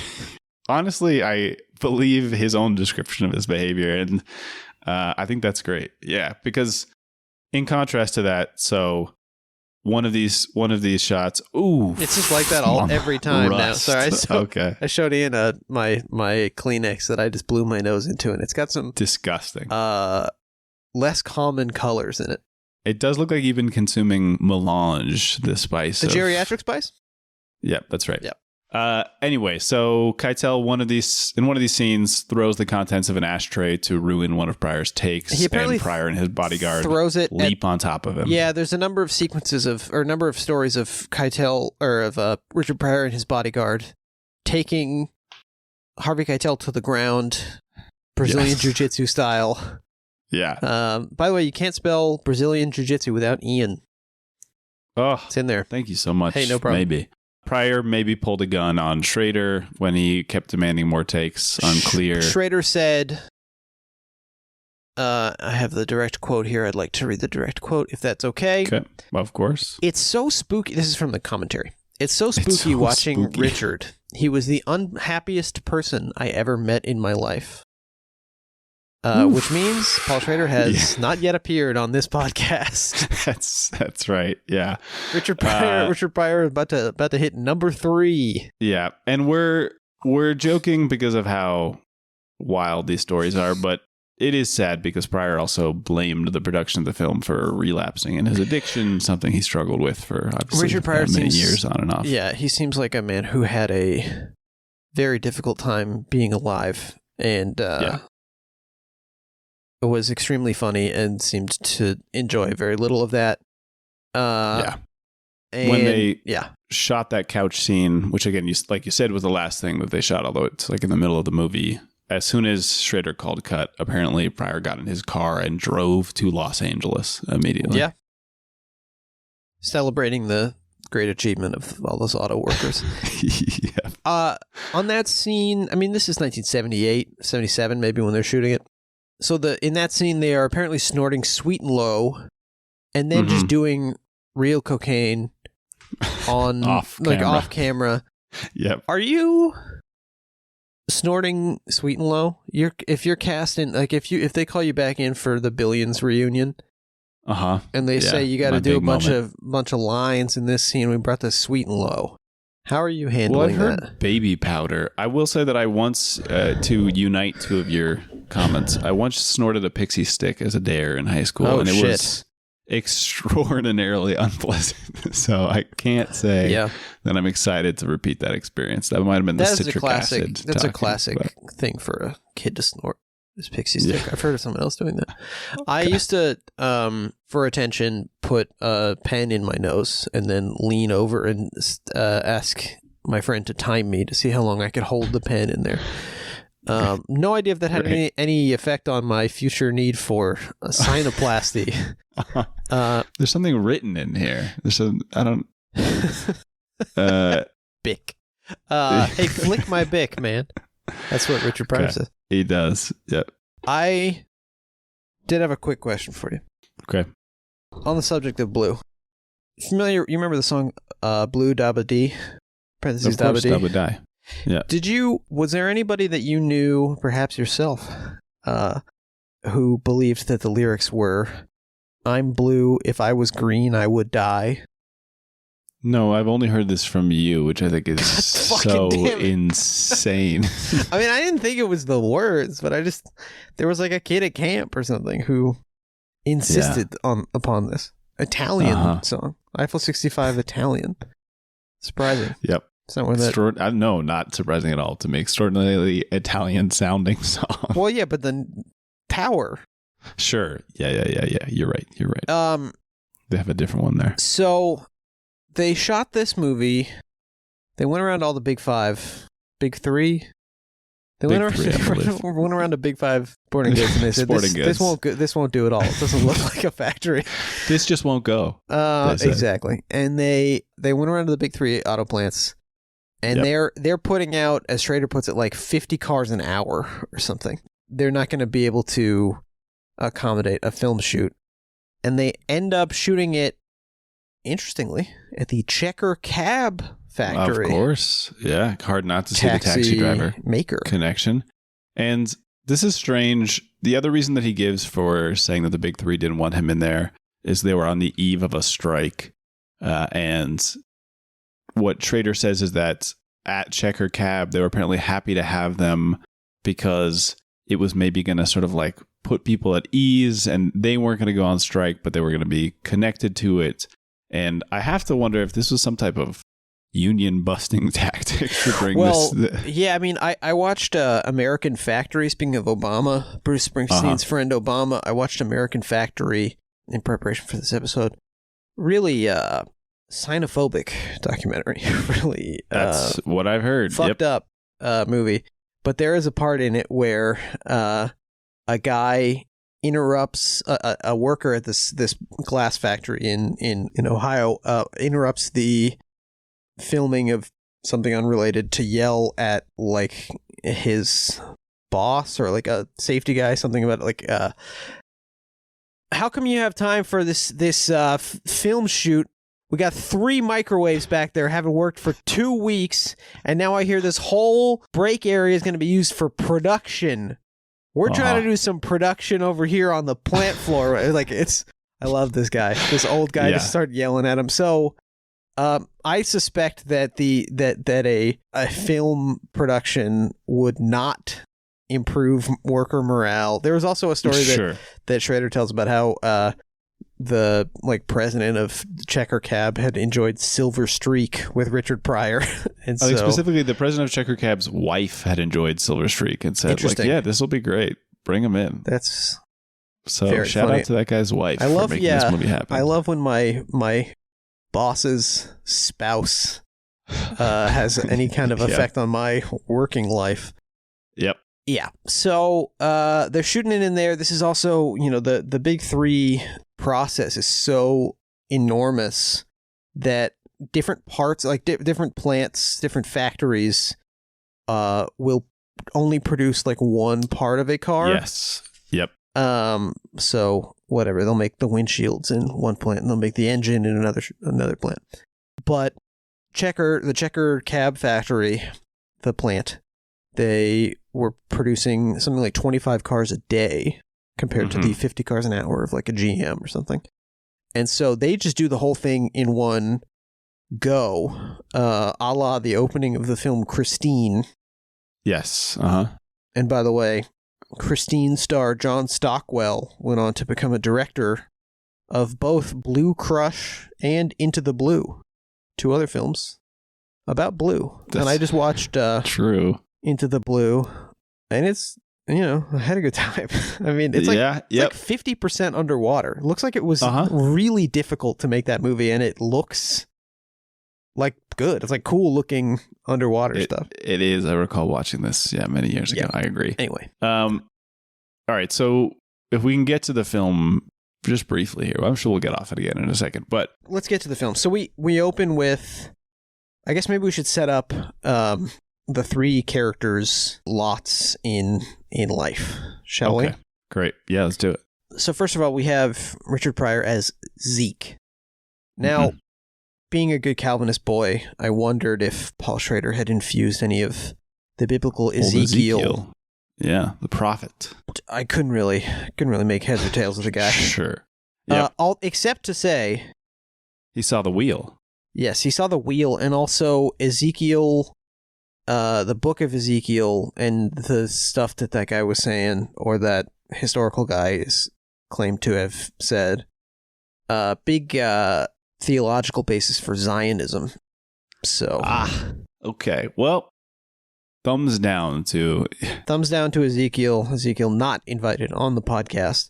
No. But Zeke is an auto worker. He's got a family. He's one of the 2 family men with Harvey Keitel's Jerry Bartowski. He is pissed off at the union because they have not addressed his some of the issues that he's having with, for example, his locker has been broken for a long time. He identifies racist tendencies in the union, discrimination against black members of the union. Maybe their complaints aren't being addressed as quickly or as enthusiastically. He finds that they're taking his money and not representing him the way that he would like to be. And he has a weird mix of like, we should say Richard Pryor is astounding in this movie. He is astounding, yes. He's so good in the movie, and part of this is that he was so famous, but the movie stars Richard Pryor, Yaphet Kotto, and Harvey Keitel, and the poster has 2 Richard Pryors on it. Yep, he's not exaggerating, and is basically marketed as, you won't believe how Richard Pryor is in this movie, and there's some other people in there as well. What I really love about this performance is, as a bit of a Joker man myself, I really love a movie where someone is like a compulsive jokester, like diegetically, and other characters get tired of it, and it is informed by the character rather than just he lives in the actual world in many ways. He's not just Iron Man quipping. Right. Another example of this in a medium quality movie, but I think Jack Black is really like incredible in Don't Worry, He Won't Get Far on Foot, as a guy who it is revealed like is sort of Jack Black on the surface because of a deep spiritual need. A deep absence within him. No, I think you're right. And everyone he runs up against, like you're saying, maybe they don't always get tired of him, but his wife, his kids, they are responding as people in the world would respond to somebody acting like Richard Pryor. Right, and he kind of can't help himself even when it's maybe not the most appropriate venue for him to riff. Yep. Which, I could see how maybe that theoretically might be a problem for somebody. Uh-huh. So he's got 3 kids. He owes money to the IRS. There's a scene that Paul Schrader later essentially apologizes for, I believe in the commentary, for the inclusion of this scene where it's revealed that Pryor's character has committing welfare fraud or tax fraud. Yeah. By claiming that he has more children than he does, and then there's sort of some comedic hijinks where Mr. Berg, first of all, yikes. Mr. Berg, the tax collector for the government, comes to his house to say, like, show me your kids and how many there are. Yeah, and Schrader did say that didn't make any sense. Yeah. It's never happened. I don't know why I didn't come up with a better explanation for it. But Pryor, he sends Zeke sends his wife next door to like borrow some of their kids, and there is a sense of community and a sense of like a less traditional nuclear family going on here, and a kind of this we get the idea that maybe there could be among the Black community in Detroit a way of mutually helping each other out in the face of overwhelming precarity and economic extraction by everybody, every white person everywhere that they go. But we don't really get that. It's mostly a joke about like, put your sister's clothes on so that you look like a 6th child instead of... Yeah. And it is, of course, recreating these extremely racist tropes about Black families taking advantage of welfare. Becomes welfare queen. Yeah. For 20 years after this, whatever, for 15 years after this. But the only thing that I will say, 2 things that rescue the scene somewhat for me. One, it includes the line after Richard Pryor gets mad, and he gets not funny mad to me. He gets mad, upset about how grim his situation is, how he'll never be able to pay off this like tax penalty debt that he now has. It's like $3,000, which I think would be equivalent to something like $12,000 or $15,000 today. Yep. Exactly. A lot of money. He talks about the fact that he is basically spending all the money that he makes in a month just to keep his family afloat. Are you not supposed to do that? Right. I mean, that's the question that we are now all asking. But at this point, that was not supposed to be the goal. But anyway, the taxman gets mad, and Pryor has says something about, fuck Uncle Sam.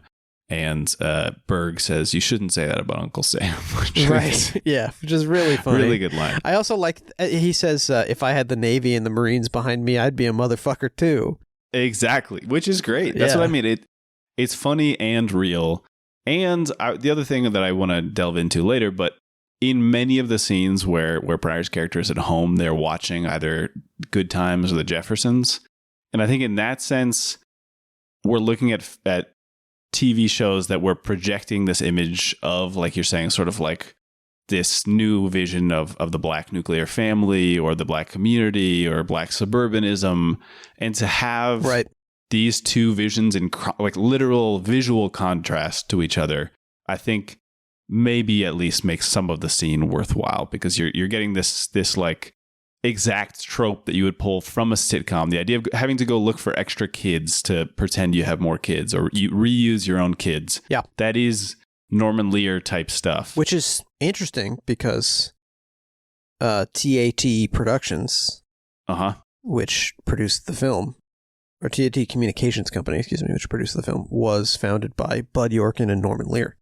Yes, that's exactly right. So I think that part is cool to me, to show that, and to also show a man, whatever, the reflection of that, the refraction of that in a truly desperate and driving him to the edge of madness situation as it would be experienced in real life. He hates the show. There's a really funny line where he says, he's like angry at the show. His wife says, if you hate it so much, why don't you just turn it off? And he says, turn it off. Are you kidding, baby? It took me 3 years to pay for that motherfucker. We're going to watch everything they show on it. All the shit they show. Even the snow when the motherfucker goes off. I'm going to sit here and watch that. Which is very funny. And yes, the kind of what you and I at least would associate as like dad behavior. This is the same sort of dad, don't touch the thermostat type of sort of post. I'm just realizing how much of that, like as I am now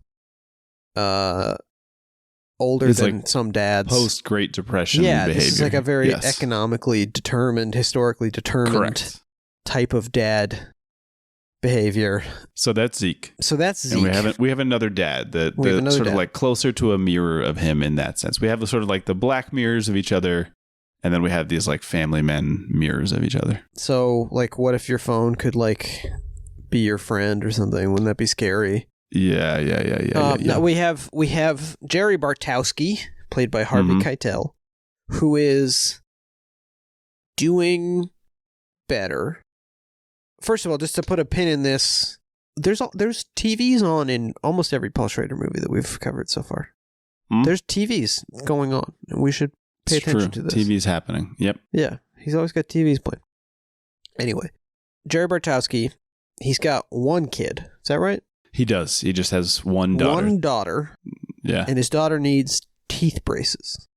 Yes. One of those things that they say, and you say, of course, that's where it that comes is from. What it is. Brace. There's lots of types of braces, but great. By the way, I've mentioned this on the show before. My orthodontist name was Dr. Pryor. Oh, like okay. Richard. And the office said Pryor Orthodontia. And my little joke when I was 12 was that I hadn't had any Pryor Orthodontia. That's why I'm here. Anyway, his daughter needs braces, and he's like ashamed that he can't afford them. And this is another sort of site of, I feel like braces are like, there's so much bound up in braces as an expense, because it as a class signifier, you want to pay for what is, sometimes a medically necessary, but largely aesthetic. It's cosmetic, yeah. And it's something that, they mentioned that their daughter sees that the other kids at school have braces, or they have straight teeth already, or she's getting made fun of, and it is this way that like they get us every which way, needing to, we all feel like we're not enough, we have to be prettier, even though being pretty is usually not, like, as you say, medically necessary, and it costs a lot of money. And it, I had braces, they fucking hurt, it messed my mouth up. Yeah, I had braces for 7 years. I agree with you that it's a miserable experience. I had and neck gear as well. Same, yeah, as we've discussed. That sounds medically necessary, at least. But sure. At the same time, it's not like I was malnourished or something. Like, I could eat. Well, this is what makes so much of the film interesting, right? Is that we are past, with the exception of one scene that Schrader also says he regrets, where at Harvey Keitel's family dinner table, they're eating Hamburger Helper. I believe it's something else. It's like called like Hamburger Handy or something. It's like whatever. And they run out of the food, and they try to fill up the daughter with bread. Similarly, yes. This Schrader apologized because I think he realized he was crossing sort of like which levels of class we're discussing here. Maybe not like the exact experience, because what we have here is this class that is like distinctly the middle class, which is, of course, something that's talked about, but was basically only like 20 years old at this point. The class came and went in the course of like 40 years. Created by the UAW. Correct. Yeah. Yep. Something that was established by specifically the sit-down strikes in the 1930s. There's as we record this extraordinarily recent Michael and Us episode about a BBC documentary about the sit-down strikes that I encourage everybody to listen to. But basically, pretty groundbreaking, reading battle plans of Waterloo level of fascinating type of organizing and ultimately organizational victory. Stories of auto workers' wives chasing police with like improvised blunt weapons. If you're interested into that sort of thing, which you should be. Yeah, fascinating. I mean, this much more explicitly class conflict-y era of unionism, where people like Walter Reuther were leading intense campaigns, which maybe later betrayed their own base and became anti-leftist. And we'll get into that a little bit. But anyway, what I wanted to point out is that you have this middle class thing where, on the one hand, it seems, again, kind of sitcom-y to say, daughter needs braces, she wants to be a cheerleader or something. And then later, we get a scene where she has tied wire around her own teeth. She's made her mouth is bloody. Own braces. And as someone who's been bleeding from his nose for days, this is still chilling to me to think about. Yeah, and this is why the film keeps sort of like luring you in and then saying, this is like real life. This is real serious. Shit. Yeah. This is maybe it seems silly that a 16-year-old feels this as a necessity, but this is how class desires manifest themselves. This is how wage slavery manifests itself in real life. I have another question for you based on the presumption that you've read a lot of studies. Mm-hmm. Because I've been doing two things recently. I've been learning more about like macronutrients and healthy eating. And I've also been watching a lot of videos of people making an entire full English or sort of all American style breakfast. Beautiful. My question is that based on the caloric needs of someone who is going to do factory work all day? And now I think it's based on the caloric needs of somebody who's going to do farm work all day. Okay, sure. And maybe only going to eat like one more time that day, but now we're still eating this in the age of I have an email job and there's a cereal dispenser in the lounge room or whatever. Yes, I think very precisely. Yes. That's why it doesn't add up that this is so widely available. Okay. Thank you. But yeah, I mean, we're getting this movie at the, this is 40 years past the sit-down strikes. As you say, the middle class is a couple decades old at this point. It's about 1 year before UAW membership peaks. Right. And then it's 78, so it's 3 years before Ronnie Reagan, one-time president of the Screen Actors Guild, Union man Ronald Reagan, breaks the PATCO strike. Is that the acronym? He breaks up the air traffic controller strike, and basically kneecaps American labor for decades until about last summer. I mean, we can, pretty close. We could say that Carter disappointingly doesn't do what he could have done in that period, and there's some, sure. Well, neither does Hinckley, as we've mentioned, but it's true. It's true. Yeah, they both failed in different ways. Yep. Yeah, what if like several butterflies don't flap their wings? Like that has ripple effects as well. Yes. Yeah. But Bartowski, he's in a slightly different position, right? Because he doesn't have like several children to take care of. He seems like maybe just by benefit of his whiteness, he has a little more of a pad, I guess.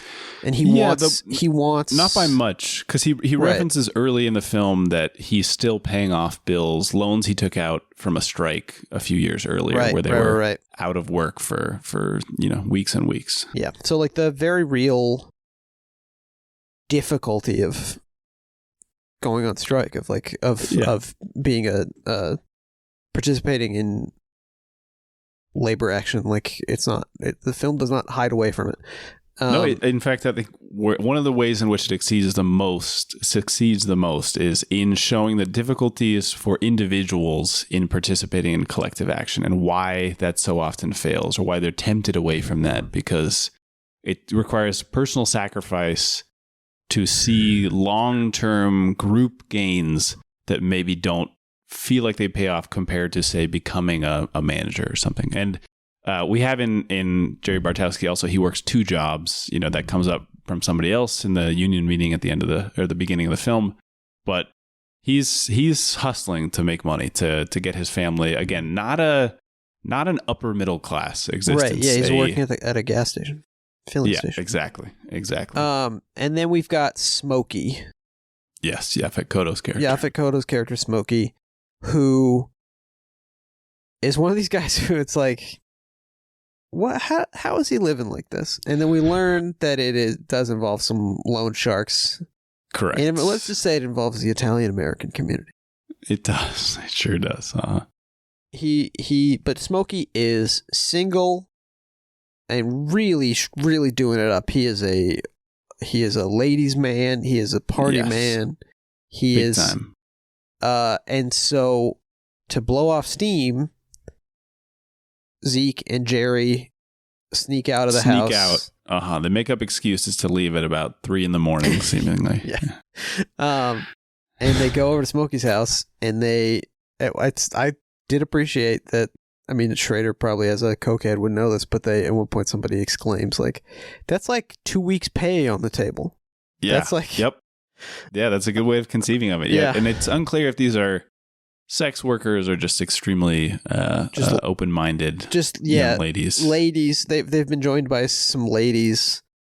I think 2 black ladies and a white lady. Is that right? I think that's right. Yep. And I believe they're kind of all swapping partners throughout the night. They're really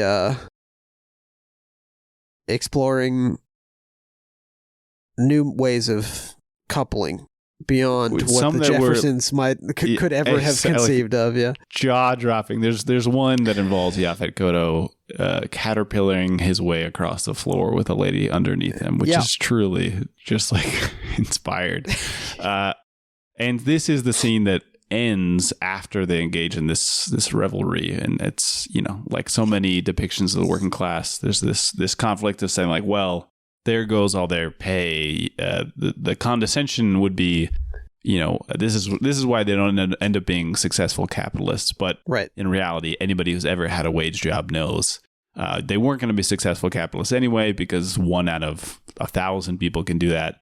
And this is literally the only thing that maybe stops you from killing yourself, is some type of enjoyment that tricks you into believing your life is worth leading, despite how much of it is dedicated to propping up this company. Right. For example, as we all saw in a very recent piece, I think today or yesterday, that was going around the internet, it was millennials and Gen Z's new splurge.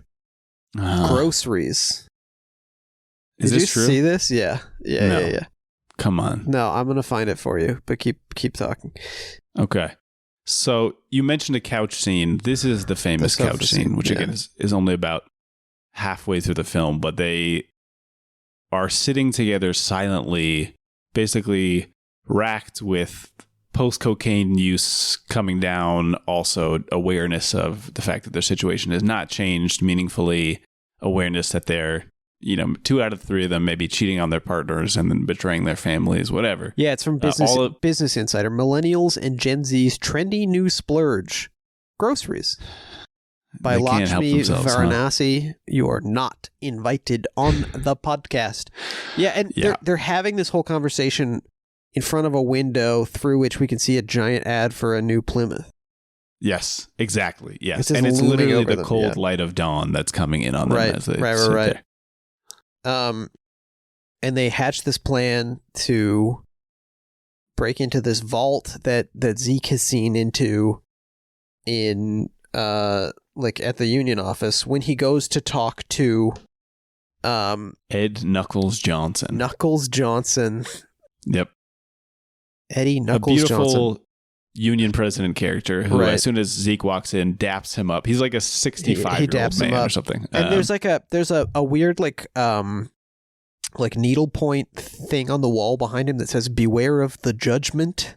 That's exactly right. Yeah.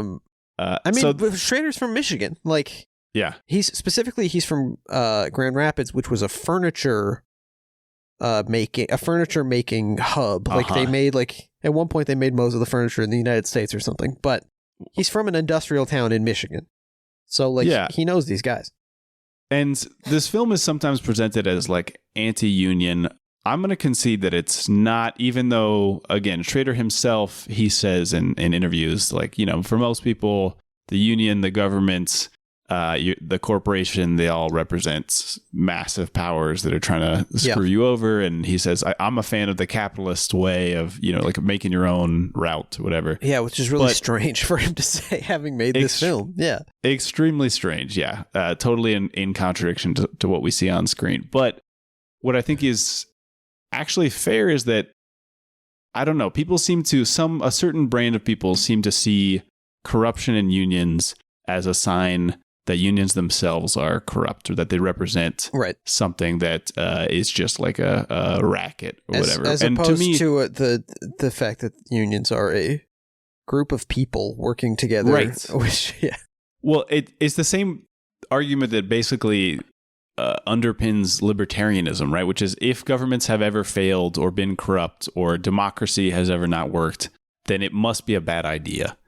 Whereas what you're not recognizing is all of the other ideas are seemingly a lot worse. Maybe we can talk about as leftists that we maybe envision a day where the state and the union become unnecessary because real equality has been achieved. But in the meantime, it's crazy to think that corruption in an organization signals that it's imminently flawed, instead of just saying this is something that we need to root out, which is why I don't see it as a anti-union. I see it as an anti-union corruption film, which Well, from did exist very much so. I'm not a scholar of the history of the UAW, but in my research into the history of the UAW for this episode, and also just learning about sort of the context for the very successful strike of last year.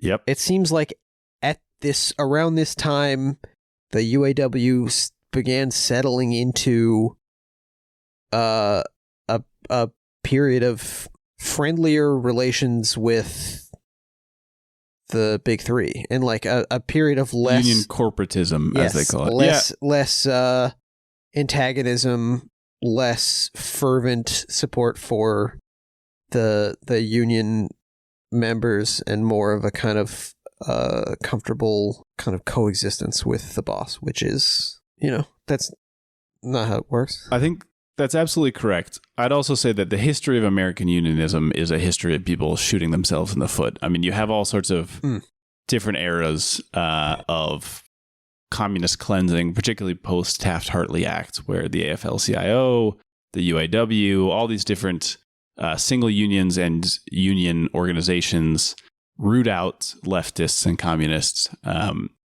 Sometimes it's to win government favor.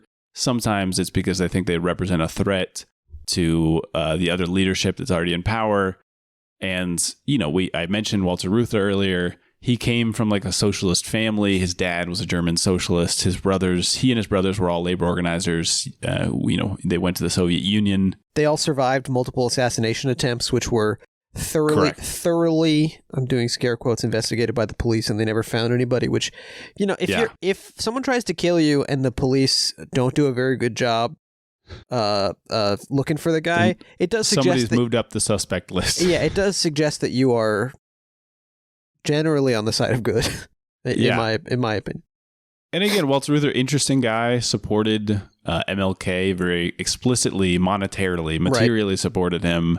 and was involved in lots of other sort of like social democratic stuff. But at the same time, he's also one of these dudes who chased out communists and tried to say that he was never a communist. And yeah. So remind me, I have some MLK stuff to talk about.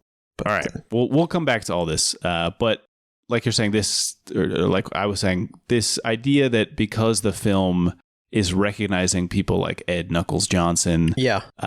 My name in the chat this week is Jock Yablonsky. Jock Yablonsky, real guy in the mine workers union who was assassinated, confirmed to be assassinated by the then president whom he was running against to like on a reform campaign. This guy named Tony Boyle had him, his wife, and his 25-year-old daughter killed. He hired the Winter Soldier. Basically, yes. Yeah, he hired a bunch of like clowns who were immediately caught, I think the next day, and also sort of like gave up who had paid them. And Tony Boyle not only paid them, he paid them with embezzled union funds. That's so funny, dude. So again, the point of this is not to say that unions are beyond reproach and we shouldn't be thinking of ways to improve them, make them genuine democratic organizations, like hopefully our friend Sean Fain is doing these days. It's incredible. I've said this before. Incredible to me that the guy finds time to be the president of the UAW while also holding so many seats in the Irish Parliament. Right. You told me that his name is actually pronounced Sinn Féin. Interesting. I did say that, I think. Anyway. Yeah. No, I mean, this is the kind of thing that you need to like democratic turnover for. This is, I mean, I think it's sort of what gerontocracy breeds. Mm-hmm. I agree. In any organization. Yeah, I mean, that guy who replaced the corrupt Tony Boyle in the UMWA, I believe got the miners their first chance to vote on their own contracts. So this is where we were at, democratically speaking. Nice. They had achieved great stuff, but also people weren't even voting. I mean, there's a historical lack of democracy certainly happening. Exactly. And I mean, we cannot overstate enough. If anyone's listening to this podcast and they've gotten this far without knowing this, I'd be a little surprised, but it's important to remember that like unions are the reason that we have like weekends and 8-hour work days. Correct. And any of the things that we enjoy, unemployment insurance, like any of the things that we enjoy as working people in the United States, that we enjoy anything.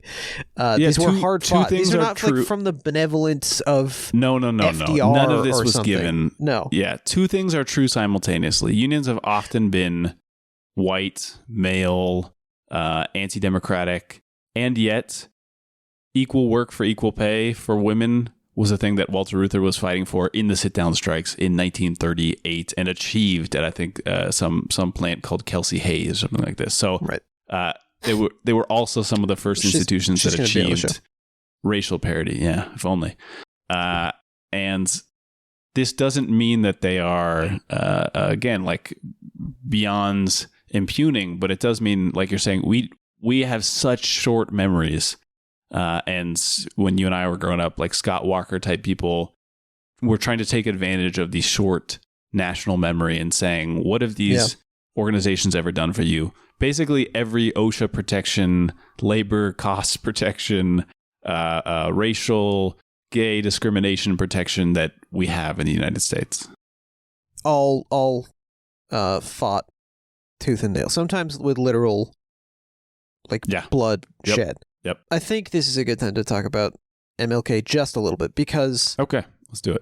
In sort of looking into the history of racism within the UAW, specifically in organized labor, the intersection of race and organized labor, I learned that part of that short national memory, I think, is deliberate or at least like constructed because... We're taught about Martin Luther King as if he's sort of like a magic man who came out of heaven and decided that it was time to stop racism. When, for example, he delivers the first sort of version of the "I Have a Dream" speech in Detroit to UAW and to like organized labor there, and it says the first sort of version of it says, "I have a dream this afternoon." First of all, he punched it up. Good on Dr. King. Yep. His revisions he's a great speaker. I have a dream this afternoon that one day right here in Detroit, Negroes will be able to buy a house or rent a house anywhere that their money will carry them, which is just so much more economically rooted, so much more, it implicates... in opposition to specific conditions like redlining and wage discrepancies. Yep. Yeah, as opposed to, the way that it's taught is basically...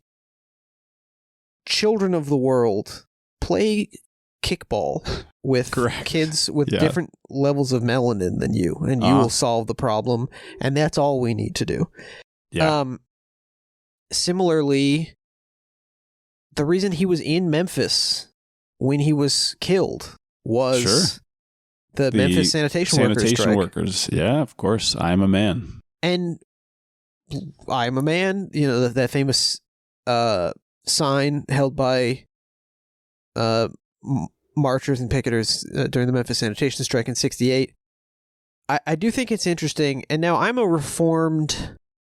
Christian reformed white, you're a Jew for Jesus, blues freak. Aha, that's true, you are. Yep. I had a thing in college that I got over. But Paul Schrader, as we learned from his letters to his brother Leonard, himself also a weird blues freak. Yep. And presumably would have known that the song that plays over the opening credits of this film, which is a composition by Jack Nietzsche, who has actually come up on the show before because it's true. He was dating or maybe married to Carrie Snodgrass, the co-star of Pale Rider, and beat her with a gun. I did not remember this. Yeah, bad guy. He was a longtime collaborator of Neil Young, who had been previously with Carrie Snodgrass.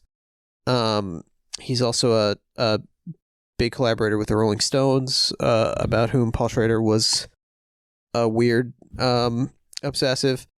But his song "Hard Workin' Man" with Captain Beefheart.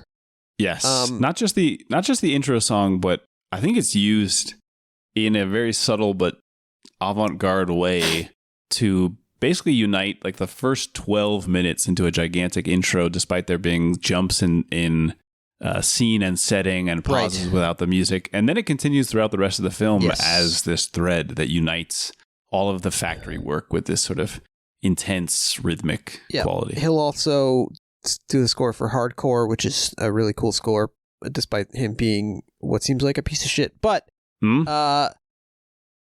this is based on the very classic kind of blues refrain first developed in a Bo Diddley song called "I'm a Man." I didn't know this. Okay. Sort of dun, dun, dun, dun, like you've heard a million blues songs like this, which was then sort of in an answer song kind of mocked by... Actually, Bo Diddley got it from "I'm a Hoochie Coochie Man" by Muddy Waters. Okay. And then he does "I'm a Man." And then Muddy Waters kind of makes fun of Bo Diddley for being younger than him, and with the song "Mannish Boy," which the recording of "Mannish Boy" on the 1977 album "Hard Again" was my go-to favorite song for a while, because it just sounds good. I mean, it's... Okay, look, all right. It's good. I thought you were leading up to a joke here. Okay. Nope, no. It, that is Muddy Waters sort of doing his 40s and 50s stuff with late 70s, like, production equipment. And I think Edgar Winter is involved. Whoa. But yeah, the 1977 version of "Mannish Boy, real good. But I think it's very interesting that that Schrader should have white Jack Nietzsche and white weirdo Captain Beefheart, whose weirdo moves tend to be, I'm going to kind of imitate black people. Like, that's how I'm going to be a weird freak. Yep. They have him do this song, I'm a hardworking man. And that sort of obscures the connection to the I'm a man assertion by black sanitation workers. So we're not taught any of this stuff. Nope. We are taught this ahistorical and weirdly contextless history of Martin Luther King, the miraculous, at this point sort of presented as like an apolitical actor. Yep. Yeah. And it's you get infuriating. Of course, the FBI tweeting about him in extremely right. midnight dark irony.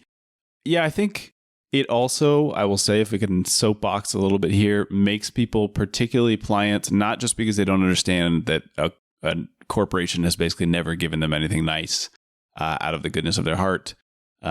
It also means that when people do hear about some of the messiness of these periods, that can be weaponized to make it even less clear sort of how these things were won, right? Because, you know, when you do talk about white unionism or white male unionism, and of course, I would say that these black caucuses, these black unions, these women in unions also had to fight within their own organizations to win rights. You know, it's not until the late 40s or 50s that you get like women labor councils, and if I remember correctly, I think they were led by one black and one white woman, Olga Madar, and this woman named Addie Wyatt, right? So, and the first coalition of labor union women is in 1973, not long before this. So anyway, you hear about these things where absolutely there is racial conflict. There are people benefiting said racial from conflict.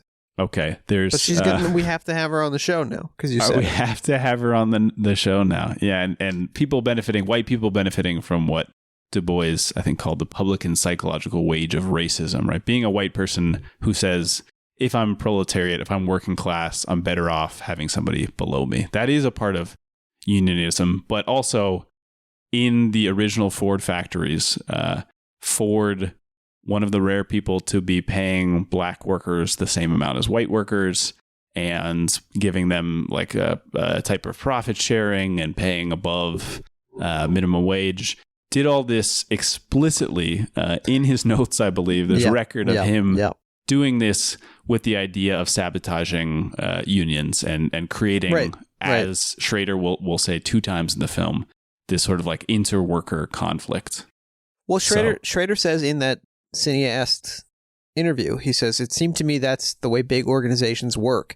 If you can keep a certain amount of tension in your workforce, it makes everything smoother. You can hire and fire people easier. You can change their jobs. You can get away with poorer working conditions because everyone is sort of going at each other. Everyone's trying to outmaneuver his fellow worker. And the easiest way to create tension in the workforce is through race, because everybody has this big button called racism mounted on their chest. So whenever there's an argument, you just reach over and push the racism button, and people start fighting amongst themselves. So clear-eyed. And yet he refuses to say this was a left-wing film. And, you know, even just in 1943, like, 5 years after they get this like, era-defining victory with the UAW, with the sit-down strikes, there was something called the Packard hate strike. Do you know about this? Yeah, at a UAW plant in Detroit, where these were literally white supremacist wildcat strikes, where a couple of black workers were promoted and racist white workers like struck out of protest. They were upset that some black workers got anything, basically. Yes. Yep. And so, you know, you have this kind of national psychosis of racism that is very effectively weaponized by people who want to keep us all divided. By the way, yeah, I mean, okay, go ahead. Well, when do we first get the line? Well, yeah, the famous line, the one that I was saying gets repeated here, is early on in the film, fairly early on in the film. But before we move on to that very briefly, I just wanted to say that Schrader also acknowledged and then opted not to include the sort of like next wave of racial conflict in these factories, which, as anybody who's aware of the sort of demographics of Michigan knows, is the Arab population that was coming in. And at that point, in the cineast interview, they asked him about that. And he said, I thought about including it, but it probably just seemed like it was going to confuse the issue. But we can imagine that it's effectively just the same cycle that I think was talked about, like in The Jungle in 1906 or something, where there's always a new group you can bring in as effectively scabs to undermine, which is so often type of unity. So often how black workers were used and still are. Exactly. There's a really great article by Alex Press. I mean, obviously, based on that description, she's one of the best labor reporters working today. A really great article about there was a Unite Here strike by hotel workers in the LA area, which it's an overwhelmingly Latino group of workers, and a black man who uses some kind of like he was using some kind of Fiverr or app, something, or TaskRabbit, like a give me a shift. I need a shift right now, like a sort of spot filling app. Showed up to a hotel where that there was an active labor action going on there, and so they had listed like these open positions. He shows up to the strike or to the struck hotel, realizes what's going on, and cancels his I'll work that shift, and is punished by the app for it. It's like jeopardizing his own livelihood. This is the beginning of Mate One, by the way. If you've not seen the film Mate One, this is exactly what James Earl Jones does. Is brought in as a scab and immediately tries to go join the union to show that he understands labor conflict. And then the group of hotel workers who are on strike, who are overwhelmingly Latino, and anyone who knows the history of Los Angeles knows that there's the weaponized racial problematic conflict as history well. of racial animosity between the Latin and black populations in Los Angeles, and they welcome this guy, they support this guy, they help him. It becomes one of their demands that he gets a permanent job. He'd been working in the hotel industry for like 15 years without ever having a permanent job. I think he was living in his car at the time. So being effectively homeless and saying, you know what, I'm getting on the picket line instead of working this shift. Cool as hell, better world as possible, and it's through getting on the picket line and not through buying crypto or whatever. It is, and again, we're still going to get to the important line. The important line. Big line. Well, this is what he says. This is what Smokey says. This is the same night as their cocaine, or this is a different party night? Something like that. Right? Yeah. He says they pit the lifers against the new boy, and the young against the old, the black against the white. Everything they do is to keep us in our place. Which is just like a very basic. This is what people mean when they say that, like, in the Marxist understanding of race is that it is an illusion. It is superstructure. That racism has real world effects and is like it's a real set of conditions that are sort of constructed by people. Yeah, and they're conditions that are separate in some ways from just the class lines. They manifest in unique ways that are not beyond the questions of class conflict, but distinct from just like every proletarian having the same experience. But you can see how the third rail of race, or whatever you want to call it, the extremely powerful force of racism is so easily weaponized by people in power in order to maintain that power, that like one of the best things we can do to work toward a better world is to reject all of that and to stop being racist. I did have a question for you, and this is not tinfoil hat. This is mostly just like, okay, this seems really convenient, or it's like, it's very interesting that this happened in such quick succession, because last summer, coinciding with the UAW strike and keeping Alex Press extraordinarily busy, we also had the two major Hollywood strikes, the Writers Guild and the Screen Actors Guild, both unprecedented level of solidarity, extraordinarily long strikes. We've shouted out Drew Carey on the show before, but just like hugely high profile people on the picket line for fucking ever. I was driving past them all the time. Just like a huge hot strike summer, right? So, and just like, extraordinarily level of solidarity.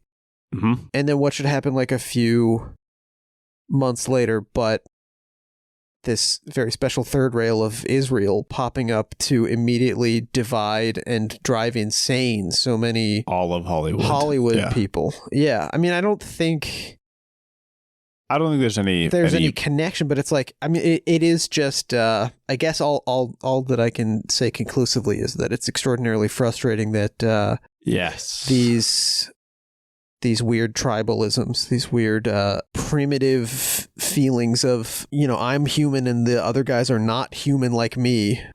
These are ways that the boss wins. I think that's the takeaway. Not that it's either intentional on the part of some type of New Order cabal, nor on a wider fate scale, but just that this is one of the many reasons why these gains are constantly chipped away at or fully undone. Is because you have just world events or local events. That's the other thing, right? So frustrating that then you have these hyper-localized situations that drive people apart.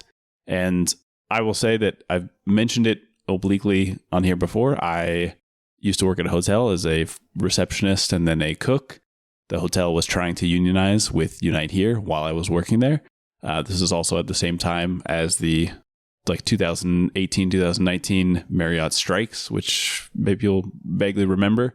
And I have to say that this film is very affecting for me and effective because so many of the finer details about both how people come together and how they splinter apart are so nicely portrayed here, or finely portrayed. I want to emphasize on just like really subtle elements, like you're talking about Richard Pryor being driven to maybe become active in the union, but also resent the union because he hasn't had his locker fixed in 6 months. Right. That is the type of thing that looms large in somebody's mind, larger than their ideas of historical unionism, right? And that's not to say that these guys don't understand anything about it. They talk about it later. Again, Jerry Bartowski's character brings up that he understands, they were in a strike, whatever, like 2 years earlier, out for 73 days.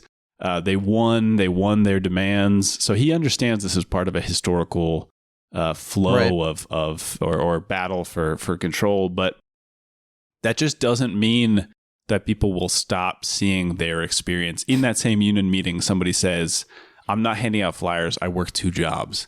I'm not doing that on my weekends. Yeah. And that is also people's experience. And it's something that was fascinating to see and hard to grapple with. And it's not something that I felt resentment about for people who voiced concerns like that at the time. And I still don't feel that. But it's one of the reasons that this is such a difficult fight, is because we understand the world. I think I don't want to get into like human nature or something, try to talk in these essentialist terms. But I think it's fair to say that most of our experience is through an individual lens. And that's from childhood on. And we understand ourselves as part of historical groups or larger collectives, but we don't really experience like sadness or having to buy a TV or getting married or these big markers that at least have become part of capitalists' petty bourgeois life. That's maybe also part of it, right? As we confuse the social order with the natural order. But our lives are experienced through these individual lenses, and then we're asked to participate in things that require us to set those aside and look at the world in a way that I think is, again, maybe not intuitive or impossible for humans, but very, very challenging. And I think this film, interestingly, represents one of the best pieces of art that tries to show this balance or this conflict between individual and collective from an artistic perspective, right? We have 3 main characters that we are flitting between, and yet each of those characters are part of this like group of workers. They're part of this group of 3 friends, and yet they ultimately are torn apart by these forces because they're acting as individuals. One of the things that really stood out to me this time, and thank you for sharing that, by the way. Yeah. One of the things that stood out to me this time is when they've taken the money, and of course it turns out to be like nothing, which is funny but also so fucking devastating.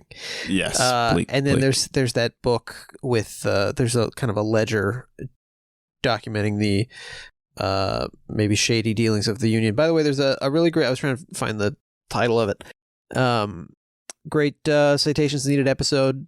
Surprise, surprise, there's a great Citations Needed episode about the depiction of unions in film and how it's overwhelmingly depicts unions as corrupt and aligned with organized crime specifically.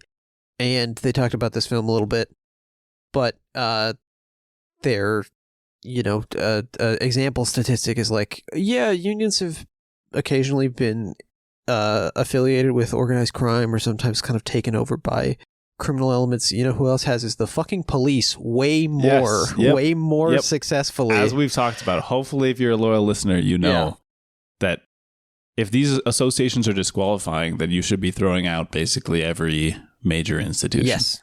And we will be having Major Institution on the podcast as well. His schedule permitting. He's very busy at docket. West Point.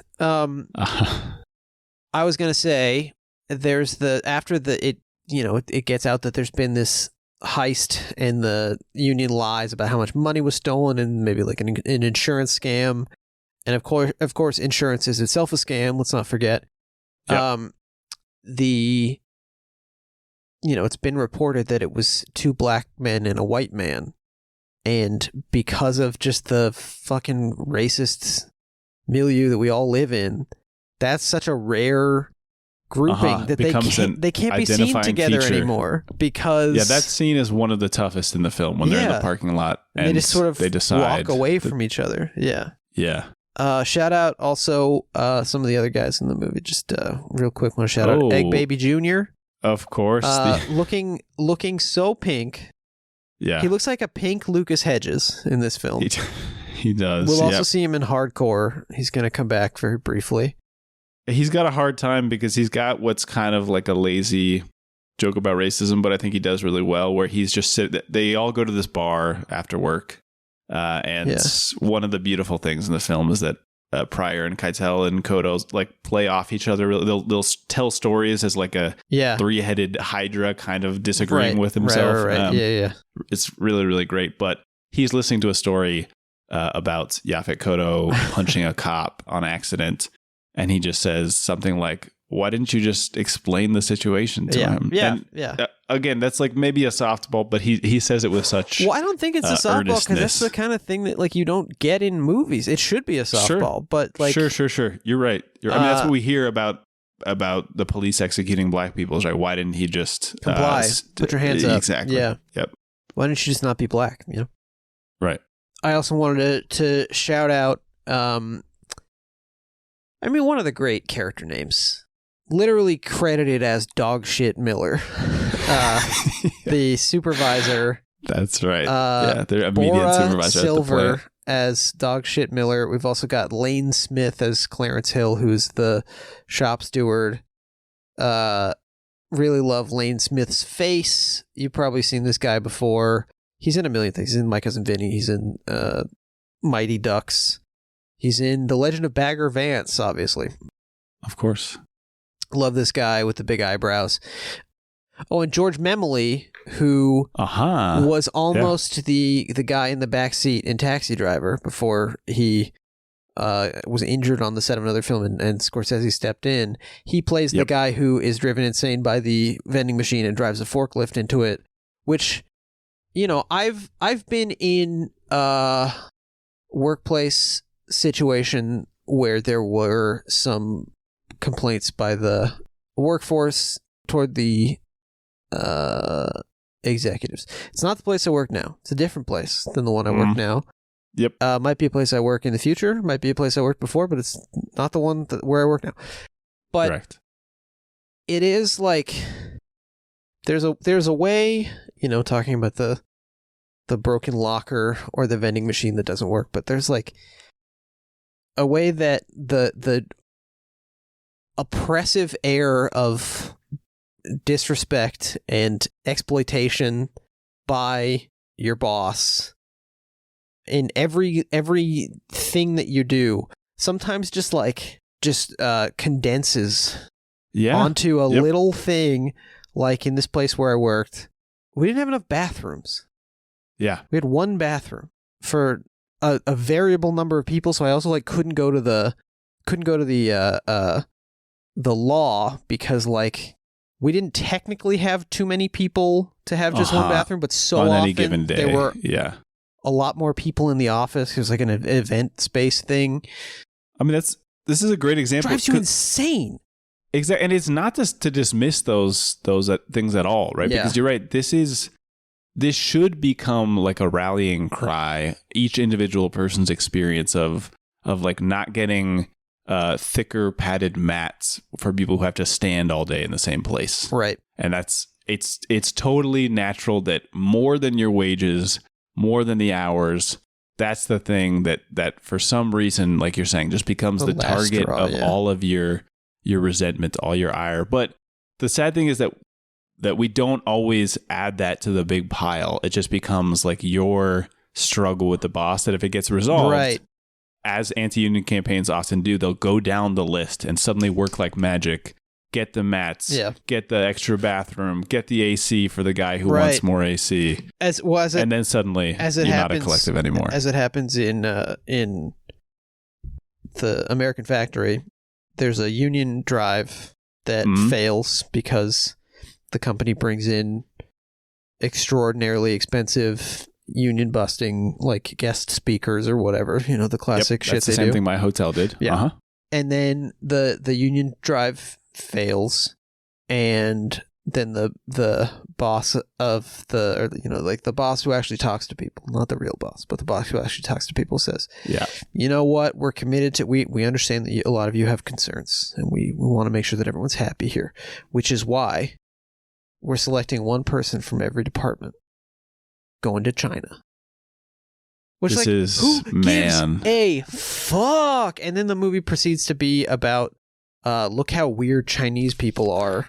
And completely loses the thread of hey, how come it's allowed in the US that there's a plant that they closed the union plant?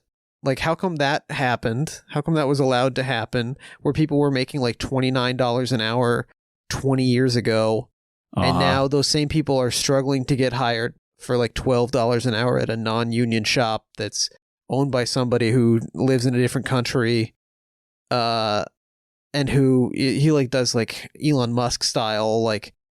I think the smoke alarm looks ugly there. It's well, yeah, so would a dead burnt guy. Yes, yep, exactly. Anyway, fuck that movie so much, but.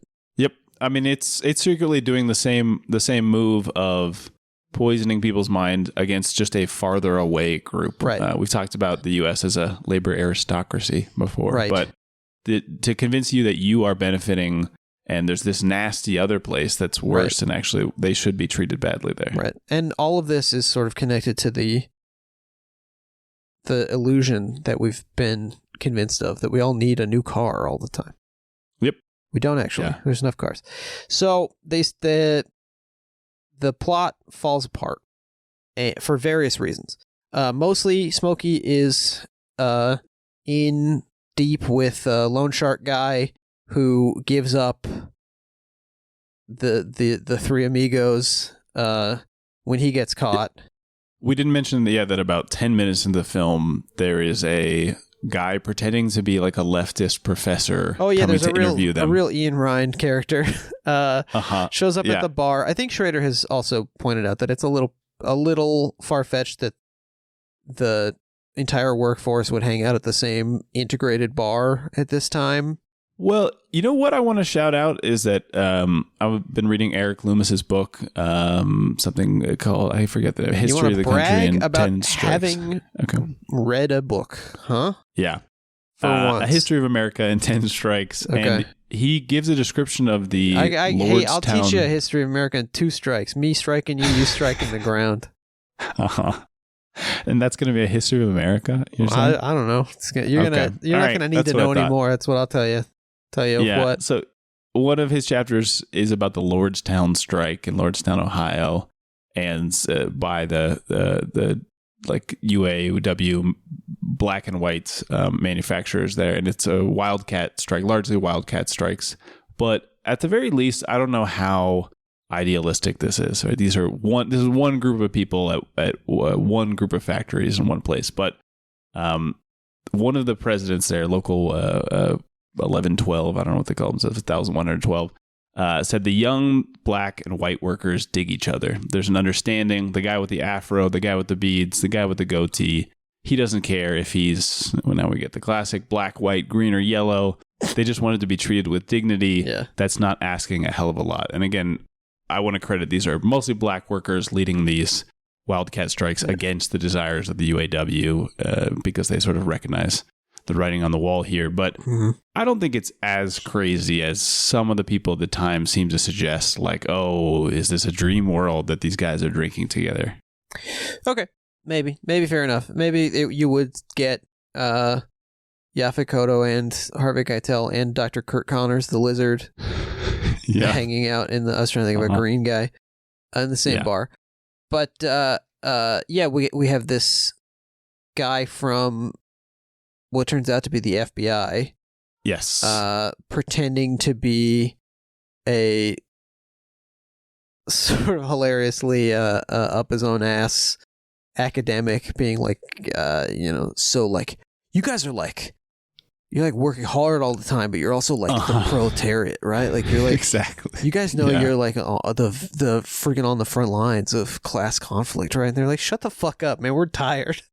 Yes, and they immediately shoot through this. Well, Harvey Keitel's character says immediately clock him, like as a cop, kind of what are those type. He's made he does. some crucial mistake in personal grooming or something, and he's immediately given away. And check out a man named Joseph Burton, interviewed in the New York Times in 1975.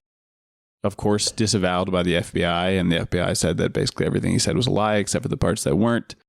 This is a man who was sent down to Miami to work at Westinghouse Electric because their union, UE, was maybe in the control of communists. So sent by the FBI to union bust for exactly the reasons this guy is doing in this film.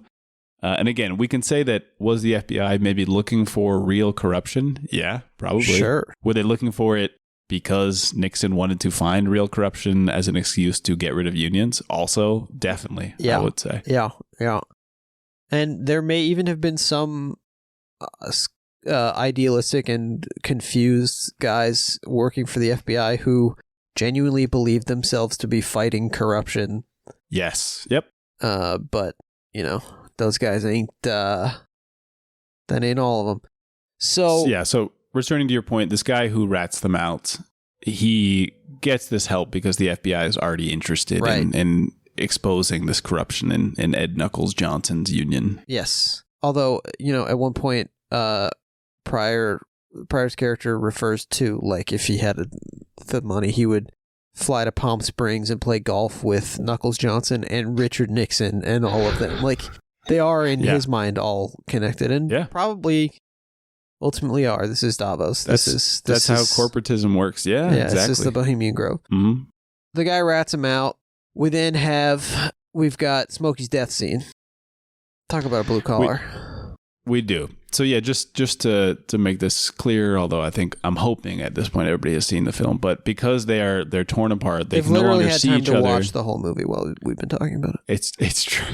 They literally have. Yeah. So these guys can't see each other, and they're presented with basically three different routes. So Ed Johnson realizes that these three guys are responsible for this heist pretty quickly, and he says that one of these guys can be bought out. He's like a union type guy. Yeah. Another one of these guys is a union type guy and is going to be too scared to do anything. And the other guy is too reckless and has been arrested before, and we need to kill that guy. Yeah. And the guy who's been arrested before, of course, is Smokey. And so they trap him in the paint room and turn all the paint on until he chokes to death. Schrader has admitted that this is kind of a narrative contrivance. This isn't really how any of this would work or could work, but it is still very upsetting, and it speaks to that claustrophobia he's talking about. Because I'm putting in top 20 on-screen death scenes for me. Yaphet Kotto's death here. Yeah. I think this is so awful. And I don't know, maybe Schrader thinks it's fake, but Tony Boyle really had some guys killed, some people, a family of people killed. No, I think he just thinks it's fake that you could kill somebody in this particular way. That's what he means. Okay. With the trapping them in the paint room and nobody, him not being able to hit some type of emergency button. Right. And then also like the paint fumes, I don't know. Paint can fuck you up. So he's dead. And I think this is enough to scare the shit out of. We missed the. We skipped? Yeah, the scene where the guys go to Yaphet Kotto's heroism. Yeah, the guys go to Jerry Bartowski's house, and Yaphet Kotto has set them up. He's gotten. He realizes that they're going there. He gets Jerry's wife and family out of the house. Right. Goes there himself with a hilariously small baseball bat that he got from somewhere. Yaphet Kotto might also just have been a large person. That could also, it could be a normal sized baseball bat. Yeah, it's like Andre the Giant with the Coke can.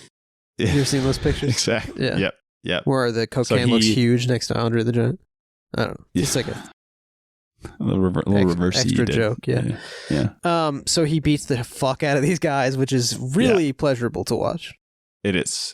And so, he's like, he's putting friends and the brotherhood of man above self-interest. Yeah. I think this is a cool choice because he is of the three, the one that I think in the popular imagination would be out for himself. And he maybe sees the necessity of acting together, looking out for each other. And the other two, the one with families, I will say, again, just based on my anecdotal experience, unfortunately, I think the more people you have dependent on you, the easier it is to manipulate you into individualistic action, looking out for yours. This idea of again, what Marx and Engels said was both a fantasy and a fantasy that was immediately undermined by capitalism. This idea of the nuclear family comes only from the bourgeois, right? The bourgeoisie, the only people who could afford to have this type of model. And of course, capitalism is the same, whatever you want to call it, force institution that immediately puts people's kids and wives to work, splits up whatever notion or chance of this type of family that you could have. But it is kind of a weak spot for people where if you tell them, hey, if you do this organizing stuff, you might lose your job, man, or you might get sued, or you could stick with us and you get a promotion. You ever heard of promotions? They're pretty nice, right? You get $1.50 more an hour. Well, and what Zeke is talking about on the sofa is like, I've promised so many things to Carolyn that I like, I want to be able to provide for my wife. And some of that is, I think, like some bullshit that's been instilled in us by capitalism to make us think that we want and can attain these things and like to keep us miserable.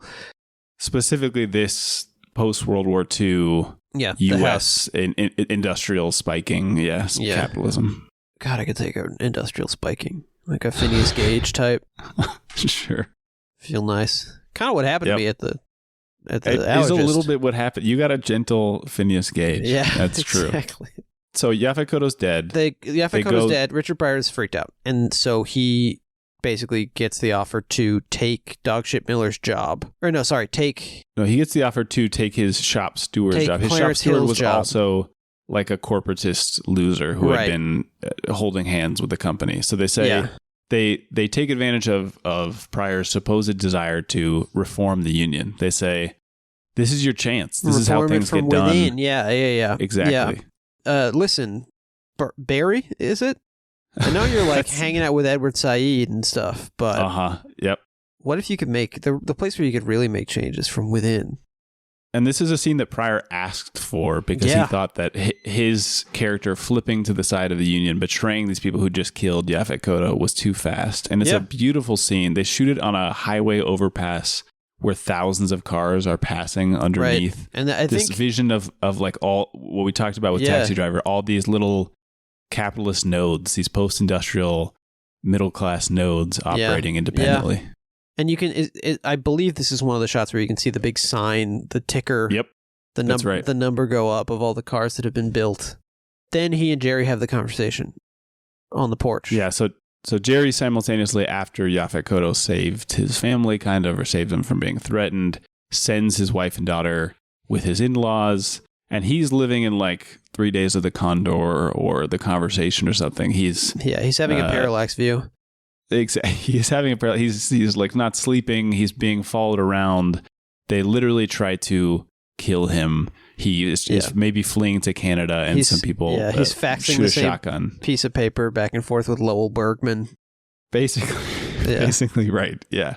So then he meets with Richard Pryor's character, and they discuss what's happening. And this is when he finds out that Richard Pryor's character has taken this shop steward like bot position. Basically, they've bought his loyalty, his silence. Yeah, we get a kind of like a revisit of that Ed Begley scene, except that now, yes, it's Keitel saying basically like, I thought we were in this together, and Pryor says, you're not thinking black, basically. Like this is like the chance I'm gonna get, Yes, this is an incredible scene. He says, like Jake is saying, explicitly that you are not seeing my experience, which is even worse than yours. You maybe do live in something closer to the like pro-capitalist vision of just go get a different job. Yeah. I don't. That's not going to happen for me. And like your problem is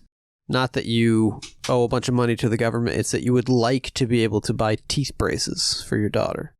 Yes. And like she wants them, and she's self-harming because of how we all live immersed in the world that we live in. But like it's a different level of need. Which again is why from here on we just cannot allow Schrader any type of leeway when he doesn't seem to understand racialized experience in the world, because he seems to so acutely understand it. Exactly. Putting it on incredible display. And then you get Pryor with his glasses and his hat. He's kind of dressed up different, like a different guy. Yep. He's the other guy from the poster now.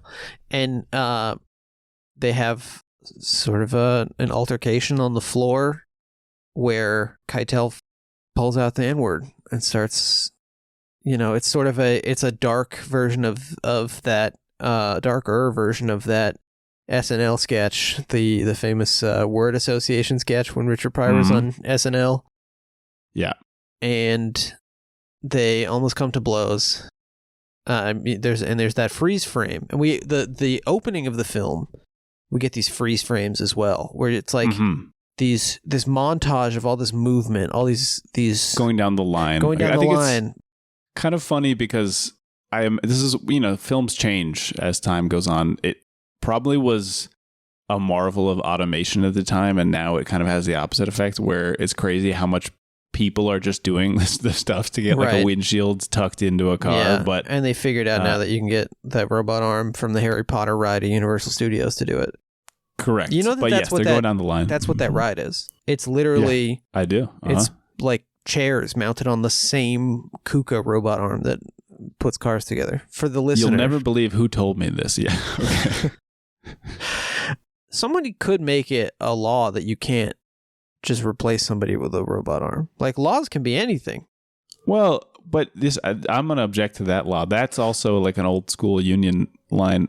The law should be that if you get replaced with a union arm, everybody gets your pay split amongst, or you get your pay for the rest of your life. Right. That's what I mean. You said union arm. Okay. Which cool, union arm. It sounds like you don't like those. Yeah. Okay. Both sort of trying to make a joke and failing. Yeah. I mean, fine. If they want to specifically replace the task I'm doing with a robot arm, then give me another job at the same level of pay or higher. But like, or just not a job. You just get to be now. Yeah. This Is Me Now by Jennifer Lopez. Yeah. You're right. It is kind of old-fashioned looking to see all these guys getting dirty at work, because now getting dirty at work is something that we have offshored mostly to people in foreign countries who we see as less human than us. Exactly. So we're getting freeze frames of these guys and I should say guys and women on the line. The film does not address. Schrader says he chose not to address the similar issue of women trying to organize, but both black and white women are on screen. Yeah. And so then at the end we get this other freeze frame sort of interrupting the motion, and Yeah. Somebody asked Schrader why we don't see Keitel hit Pryor. And he said, well, that was mostly a logistical issue because, like, you know, you're not supposed to hit the actors. Which is funny to say because Pryor had just hit Yaphet Kotto with a chair. Yes. But he's like, you know, we stopped it there so that we could get him out of the way before he got hit with a wrench. But he also said that he wanted it to end on an image reminiscent of a socialist poster. Mm-hmm. Yes. And it was said of the scene that for lots of black people, this is the feeling they have about white friendships, particularly at this time, where as close as you feel to somebody, there is always this understanding that if things go sour, this person sees you as an N-word. Jim basically. Brown, the football player turned actor and activist, said this. He said it to Schrader. Jim Brown was a close friend of Richard Pryor. It's probably why he saw the movie. And Jim Brown comes up. I watched Richard Pryor live on the Sunset Strip, and he comes up in when Pryor tells the story of getting burned up. He always uses that construction, burned up. Jim Brown apparently, like, right there at the hospital. Jim Brown seems like a cool guy, but we get seem like a cool guy. Repeat of Smokey's line. They pit the lifers against the new boys, and the young against the old, the black against the white. Everything they do is to keep us in our place, which, you know, this is ultimately not showing a failure of the individuals organizing. It's showing a failure. It's showing the victory of the people in power to sow division in order to maintain their power. And to your confusion about Schrader's position on this film, he says that I think in the Cineast interview, some people said this was too obvious, which was a little bit my feeling when I was watching the movie. But he said he wanted to make it unambiguous that this was not a movie about these guys sort of like being overcome by their personal foibles, but rather a part of a pattern, this like great process that is being foisted upon everybody in capitalism. And I also think you can't be too obvious in the age of Inception ending explained, 27-minute video. That's trying to illustrate to you the concept of ending with a question mark. You can't be too obvious. And also, you know, what's so bad about being obvious? Make yourself clear. We're teaching people to write with clarity, but then we're also teaching them that being too obvious is... Well, I think if you actually want to seriously get into this, the problem with being too obvious is that then it becomes didactic or maybe feels farther away from an actual experience of life in a way that maybe makes real life situations less explicable. We want to train people to be able to see these things without being told, hopefully. And so you think that you're like training people? Your job, you know everything, and so your job is to train other people how they should see the world around them. That's what you're saying? My job is to help people develop critical skills. That is literally my job that I do as a teacher. That's my goal. Yeah. So I work at the stink plant. I'm one of the... And you work there for free and you invented it. Yeah. Yeah. And also I have to pay to be there. Yeah. Now, I think that's going to just about do it for our conversation on Blue Collar, unless you have anything else you'd like to get to. Last thoughts, I guess I will say. Again, I hope you've seen the film. I have, yeah. One of the funniest things that I've seen on a movie screen in the last 2 years rewatching this is they get these stupid little costumes to do the heist, and they all come out of the vault wearing them. It's really good. Just hopefully one of the funniest things you could say. Hopefully it fits into a square so I can put it in our little episode post. I also hope so. And I'd also just like to shout out Philip Foner in one of his great texts talks about an 1866 campaign in St. Louis for an 8-hour workday. That was a biracial campaign that was successful in comparison to wider efforts in places like New Orleans. And I want to repeat that date, 1866. So coming together has been successful and works for real and has been working for real for 160 years. This is not a new thing, and we shouldn't feel like it's something that goes against our interests. We can do it. I think, I've said this to you before. I think you should get, when you get a job, I think you should get a key to your boss's house. That would be great. Because the motherfucker would just act differently if you knew that you had a key to his house. That's right. And now, that's right. all of there would maybe have to be a special, well, I guess it doesn't have to be special rules. All the usual laws about what you're not supposed to do to other people would still apply. You're not supposed to go in there without permission, but you have the key. And so, it might help the boss to think about not doing something that might drive a person past the point of, I care about the consequences of this. I think this is a beautiful plan, and I'll even do one of these moves. If we achieve actual collective ownership of the means of production, you do have a key to the boss's house. That's your house, baby.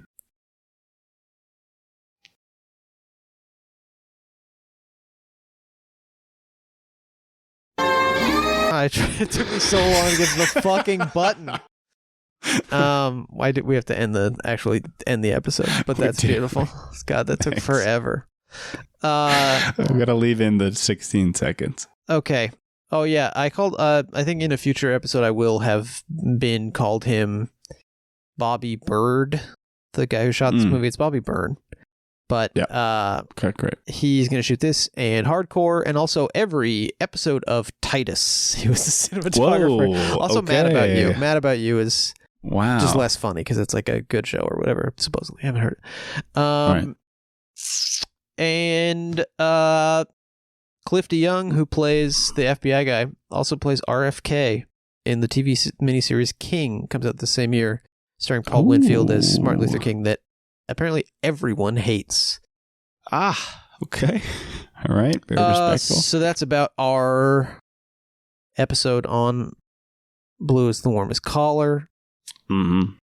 Thanks for listening to the show. Remember to subscribe, to rate the show, writing reviews. This is real. It's like it actually goes into we are all in thrall to these fucking Dorcases who live within like 2 miles of Ian's dad, and like a couple miles of my dad, to be honest.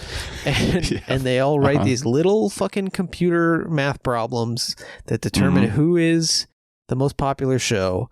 And if you write a review of our show, it helps us win the math problem. So if you like the show, exactly right, write a review, and you can just say like, I'm doing this for the math problem, and it'll be our little joke. Okay, good. Yeah, you just say, okay, go. Remember those? They did those fun music videos. But it does help us on the algorithm, and we all love our algorithm, don't we, folks? If you like the show, tell a friend, tell your dad, tell your shop steward, and being very careful not to leave any fingerprints or traceable handwriting. You could just write podcasting for me on an index card and leave it on your boss's kitchen counter in his home. Follow us to Twitter and Instagram, and then you type in podcasting for me and follow that account. If you have any comments, questions, or concerns, or you're interested in co-hosting a 2-person Paul Schrader podcast, you can email us at podcastingforme@gmail.com. Thank you to Jeremy Allison for our artwork. I'm just going to say this. We paid the motherfucker for the artwork. You got to pay people just because you're in the creator economy or whatever. This is a great point. You got to pay people who do stuff for your show. Stop trying to make yourself the exception to the rule that this is for other people. Just start now. Just start right now. And I'm going to end right now. I'm going to end it all. I'm going our bud mode. Not after that beautiful surgery. No, yeah, you're right. That would be a waste of money.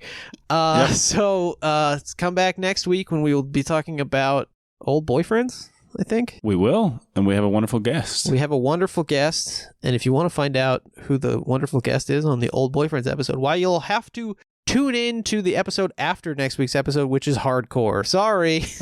Of course. Yep, that's what I said as well. Wonderful guests abound. Okay, bye. Yeah.